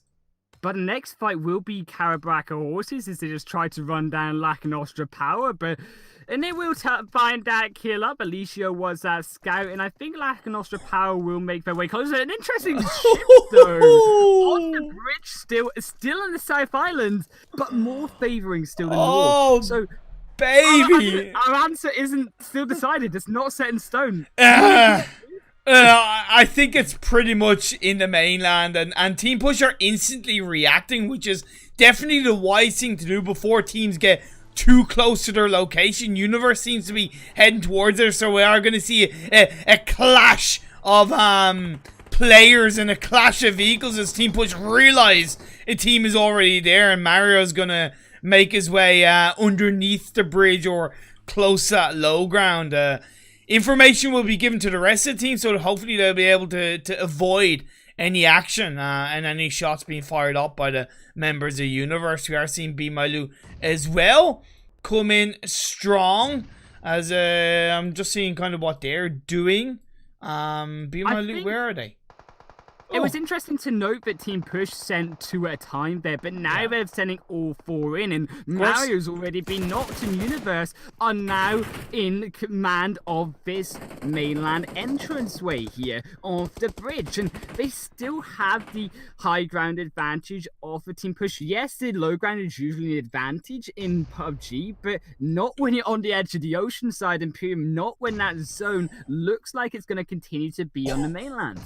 Anything you can do, I can do better, says Gun to Godsend, or vice versa. Initial knockdown with a grenade by Mamula onto Navy. It was a counter grenade onto Mamula, and Royalist follows up by getting a beautiful knockdown onto Outro. Mamula's going to get confirmed. It's going to leave Zaniel pretty much on it. Actually, no, not on his own. He does have Herbs on the back line. It's going to be pretty much a 2-2 fight inside this compound that is on the edge of the phase 3 circle, with the circle going in the favor of Godsend for now. Yeah, Godsend are going to be ones in command here, as they still have 2 members, sorry, should I say, up. But Gamers Unite Nations have 3 if they can revive Outro, making their way closer. But I doubt they're going to want to continue this fight. They may look for another way in. And similarly, so are other teams. X Team, Gaijin, and Omega Dragons are all making rotations round to a different part of the map. And interestingly, Omega Dragons, they've made it all the way down to the west side of this phase shift. For Romanian men who, you know, had to move away from Pachinki Hill, had a player knocked down in the back line, guys are coming in behind them. For Romanian men, that compound that Red Reserve are in is actually free, as Tamco is going to confirm the kill. Actually, sorry, 4 Romanian men went for a 2-2 split, and that's a little bit weird with 2 players in the deep line of Ferry Pier. Look at all the teams that are around the Ferry Pier as the next phase is about to be spotted up. Omega Dragons, Karabakh Horses, you have Team Push, who've been able to really get themselves nicely and still up as a full squad as well. And the compound with the next phase moving on up towards the northeast, putting pressure onto the likes of Omega Dragons, Karabakh Horses, and Laka Nostra Power. Also, guys, you know, made a wild rotation on the northeast all the way over to the west. We'll have to once again find another position inside the circle. X Team, though, are going to be most disadvantaged, as Gun, like, stand right on top of them, should I say, and just blow them the heck up in both teams. So what? Blowing to the what? skies, Imperium. Zaniel! What the hell, man? So many times he's seen this player clutch up for a gun. He's been a powerhouse for his player, and he's going to eliminate the whole of X team in amongst the blue zone just like that. You love to see it. The question is he going to be able to get any kind of revive onto the rest of his team with the blue zone ticking down on these players? I don't think it's worthwhile time-wise. I think you're better off just finding some kind of spot inside the circle, maybe crash on towards a garage that is still in play. Team push onto Gaijin as they are able to get the kill with the help of Bloodline. That's gonna see. I'd say it's actually gonna see Gaijin be eliminated. No, not quite eliminated. My apologies. The remaining player of Gaijin is right by the little shack that is held onto by 4 Romanian men. Let's see how this is going to play off. It's like a scene out of Home Alone here. They're in the roof. Do they go out to escape the enemies here coming into their building? Do they hide inside of the rooftop? And also Mega Dragon making their way down to the coastline. Very brave of them to try take on a full squad of Karabaka horses here for a bit of position. Well, Mega Dragons were already there. It's Karabak horses who've pushed their way on a more coastline direction, using that little bit of high ground and a couple of rocks in their favor. Dobo from behind, but again, nice knockdown into Marco, leaving Antifa on his own in amongst the smokes. Karabak horses are aware of this. Grenade is going to be flying out, puts Antifa down to half health. Of course, Karabak horses being aware that they aren't going to get third party from their own side. That's why they have Barracuda on the sideline. It's going to be Narco being taken down and Tifa being taken down by Karabak horses. That's the end of Omega Dragons. Still 12 teams up and 33 players coming into phase 6 as it has shifted down on the southeast. But these rotations and from teams as well. Look at the most sneakiest rotation of this game. Time to shine under the bridge. Sorry, real quick. Axial of Team Queso just raided the channel with 314 viewers. I know you won't see this straight away, Axial, but thank you so much. Obrigado, my friend. I'm sorry, I don't care about this game. Much love to Team Queso. Much love to you, Axial. Thank you, you absolute legend. Thank you. Vamos, Team Queso. Of course. Muchas gracias. Muchas gracias. If you are just joining me, my name is Imperium. I'm a caster. These are PMCO EU Scrims. Thank you so much, everybody, for tuning in. Thank you so much, Axial, for the raid. You're an absolute legend. I hope you all enjoy the rest of the game. This is the last game of the day. We've got 11 teams left up, 31 players. The circle is definitely in a little bit of a weird position, but Universe are really the only team that have a stranglehold of a compound inside the circle. But what teams are doing Imperium is rotating around the coastline. Godson trying to pull off what Time to Shine did, but Time to Shine are already there. And Time to Shine have that advantage over them. But it will be the Noisy Boys with these kills now onto this phase 5 zone as they wipe out another member of these remaining teams of Red Reserve. Now down to 2 members themselves. Karabak horses pushing in. They're going to lose Naja. Team push, waiting to strike, raiding 2 and biding their time. CLW onto Naja to confirm that kill. Karabak horses, Barracuda gonna get dropped to the floor. Can Gleister hold on? Able to get knocked down onto Mario. That's gonna be another strike 2, leaving Team Push with 2 players up. Sportsman and Bobby left standing as the blue zone is fighting up. The next phase is going to shift up north. They will have to find a way in. Glister, is it worth it on this next phase to go for the revives? No, it is not. You're going to go down, but Tamiko is still left standing. 17's up. The Noisy Boys still inside this game on the north side of the circle. They are on the low ground, so they're somewhat protected from the teams down south. But when you look over to the side on Bloodline, the winners of the last game, are still up as a full squad. I was going to say, forget Karabuka, but here come Bloodline for their second chicken dinner as well. There's still a full squad here, moving their way into phase 6 now, as it will be the High bracket finally finished off by Team Push. Universe on the south side also going to make their way closer in. We're going to have to keep an eye, though, on these 3 remaining members in the outskirts. Volk's Metcat 2 is only time to shine going to be in these kind of remaining players on the edge of the blue zone. Yeah, so here's the thing. With this kind of circle, with this kind of terrain, there's nowhere really in the center of the circle that you can hang around. All these teams are going to be playing on the edge in this phase. And with the blue zone now closing its way in, Team Push are going for a really hard shift on the south edge of the circle. It's going to be on that low ground. If time to shine do bite them from behind, that could be the end of Team Push. That's exactly what's going to happen, as Naya is going to find CLW. Of course, with the blue zone closing in, time to shine are running out of time. They're running out of health and energy to survive as Naya gets dropped. Will is going to try and heal up, but that's going to be the end of him in amongst the smokes. The last 3 teams that's standing as Team Push get eliminated just like that. We've got Universe, we've got Bloodline, and we've got the Noisy Boys. But Universe have the low ground advantage from Bloodline moving in, but they also had the vehicles to do so. They set up their own little mini barricade, a wall. Thank you for the follow and welcome to the Ginger trying Club. to survive. Trying to survive indeed. Universe, 3 players up. You got Bloodline with 3 players up, and you got the Noisy Boys welcome to the Ginger with Club. actually sorry. Bloodline with a full squad, and the Noisy Boys with 3 players up. I was kind of doing my maths. I was like, wait, 3 plus 3 plus 3 equals 9, but we got 10 players Thank you up. for the follow And welcome Bloodline to the still Ginger moving Club. on. They're on the south side of the circle. Even though it's out in the open, you got that low ground that the Bloodline are able to hold on to. But all it's going to take is a couple of grenades from the Noisy Boys or Universe to take down a few of these Bloodline members.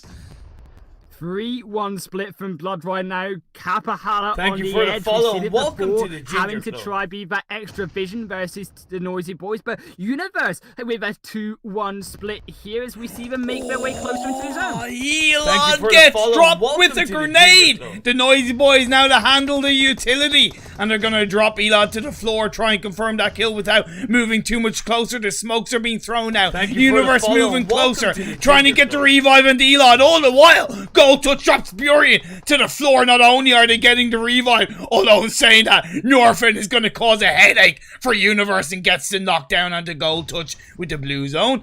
Chunking down the damage of Sunshine is going to be the last remaining player standing unless Elon can get revived up. But nope, that's all she wrote, as the Noisy Boys is going to clean up Universe, leaving these 2 teams left standing.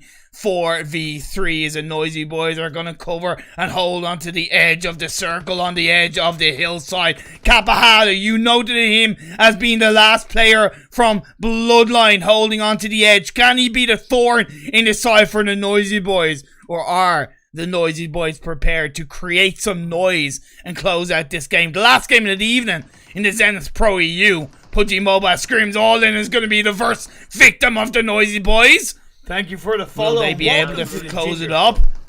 The revive onto All In right now should be pulled off, but is it worth it with the blue zone chunking down? It is, but he's going to get dropped down straight away. You're wasting time, and now it's going to leave All In on his own.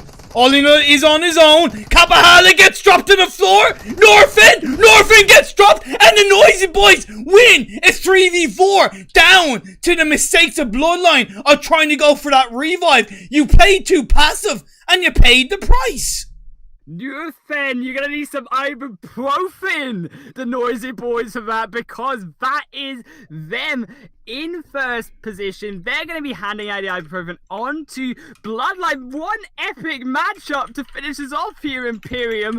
Third place Universe just couldn't quite finish off the 3-1 split coming out of Bloodline.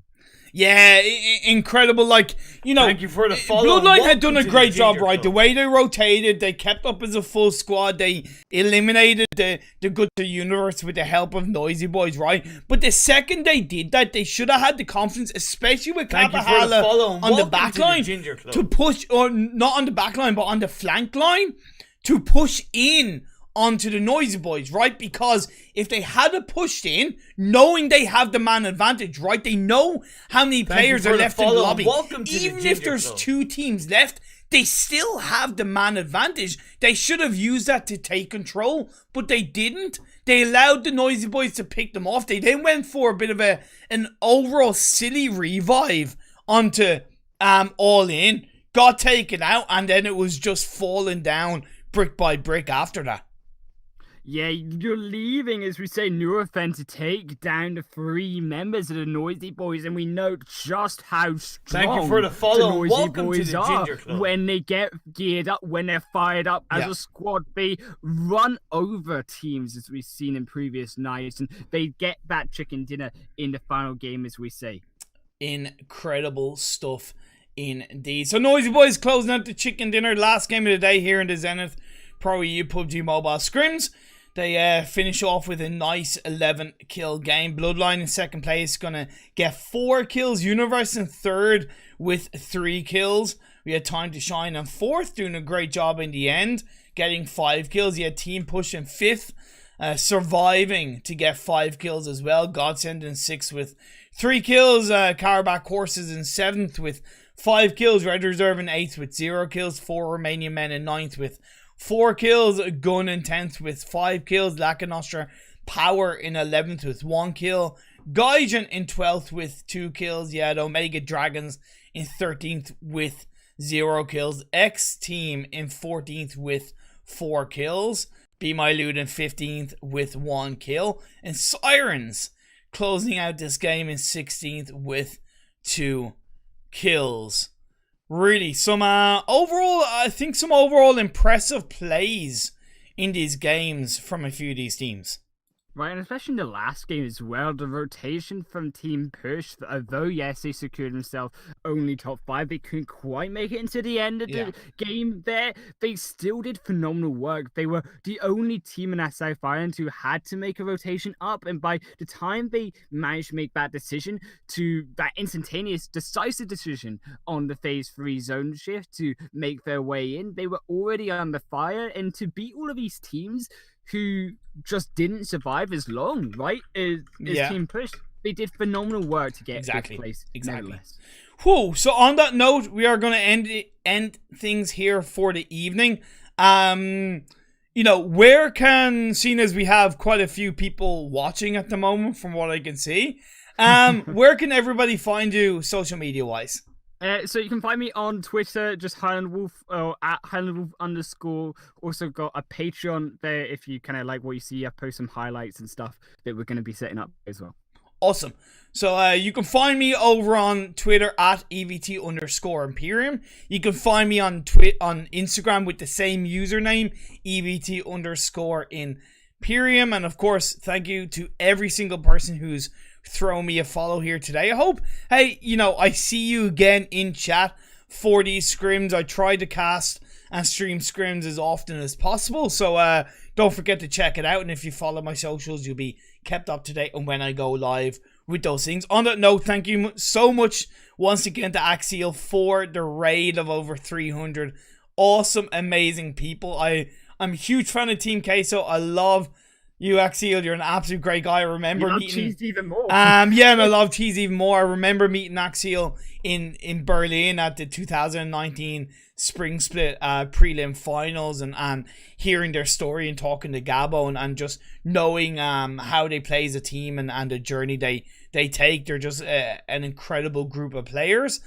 So it's an honor to be rated from that point of view. And on that note, everybody have a lovely evening wherever you are. Stay safe. Wear a mask. Thank you for the follow. Look after yourselves. To the Ginger Club. And stay awesome. Good night.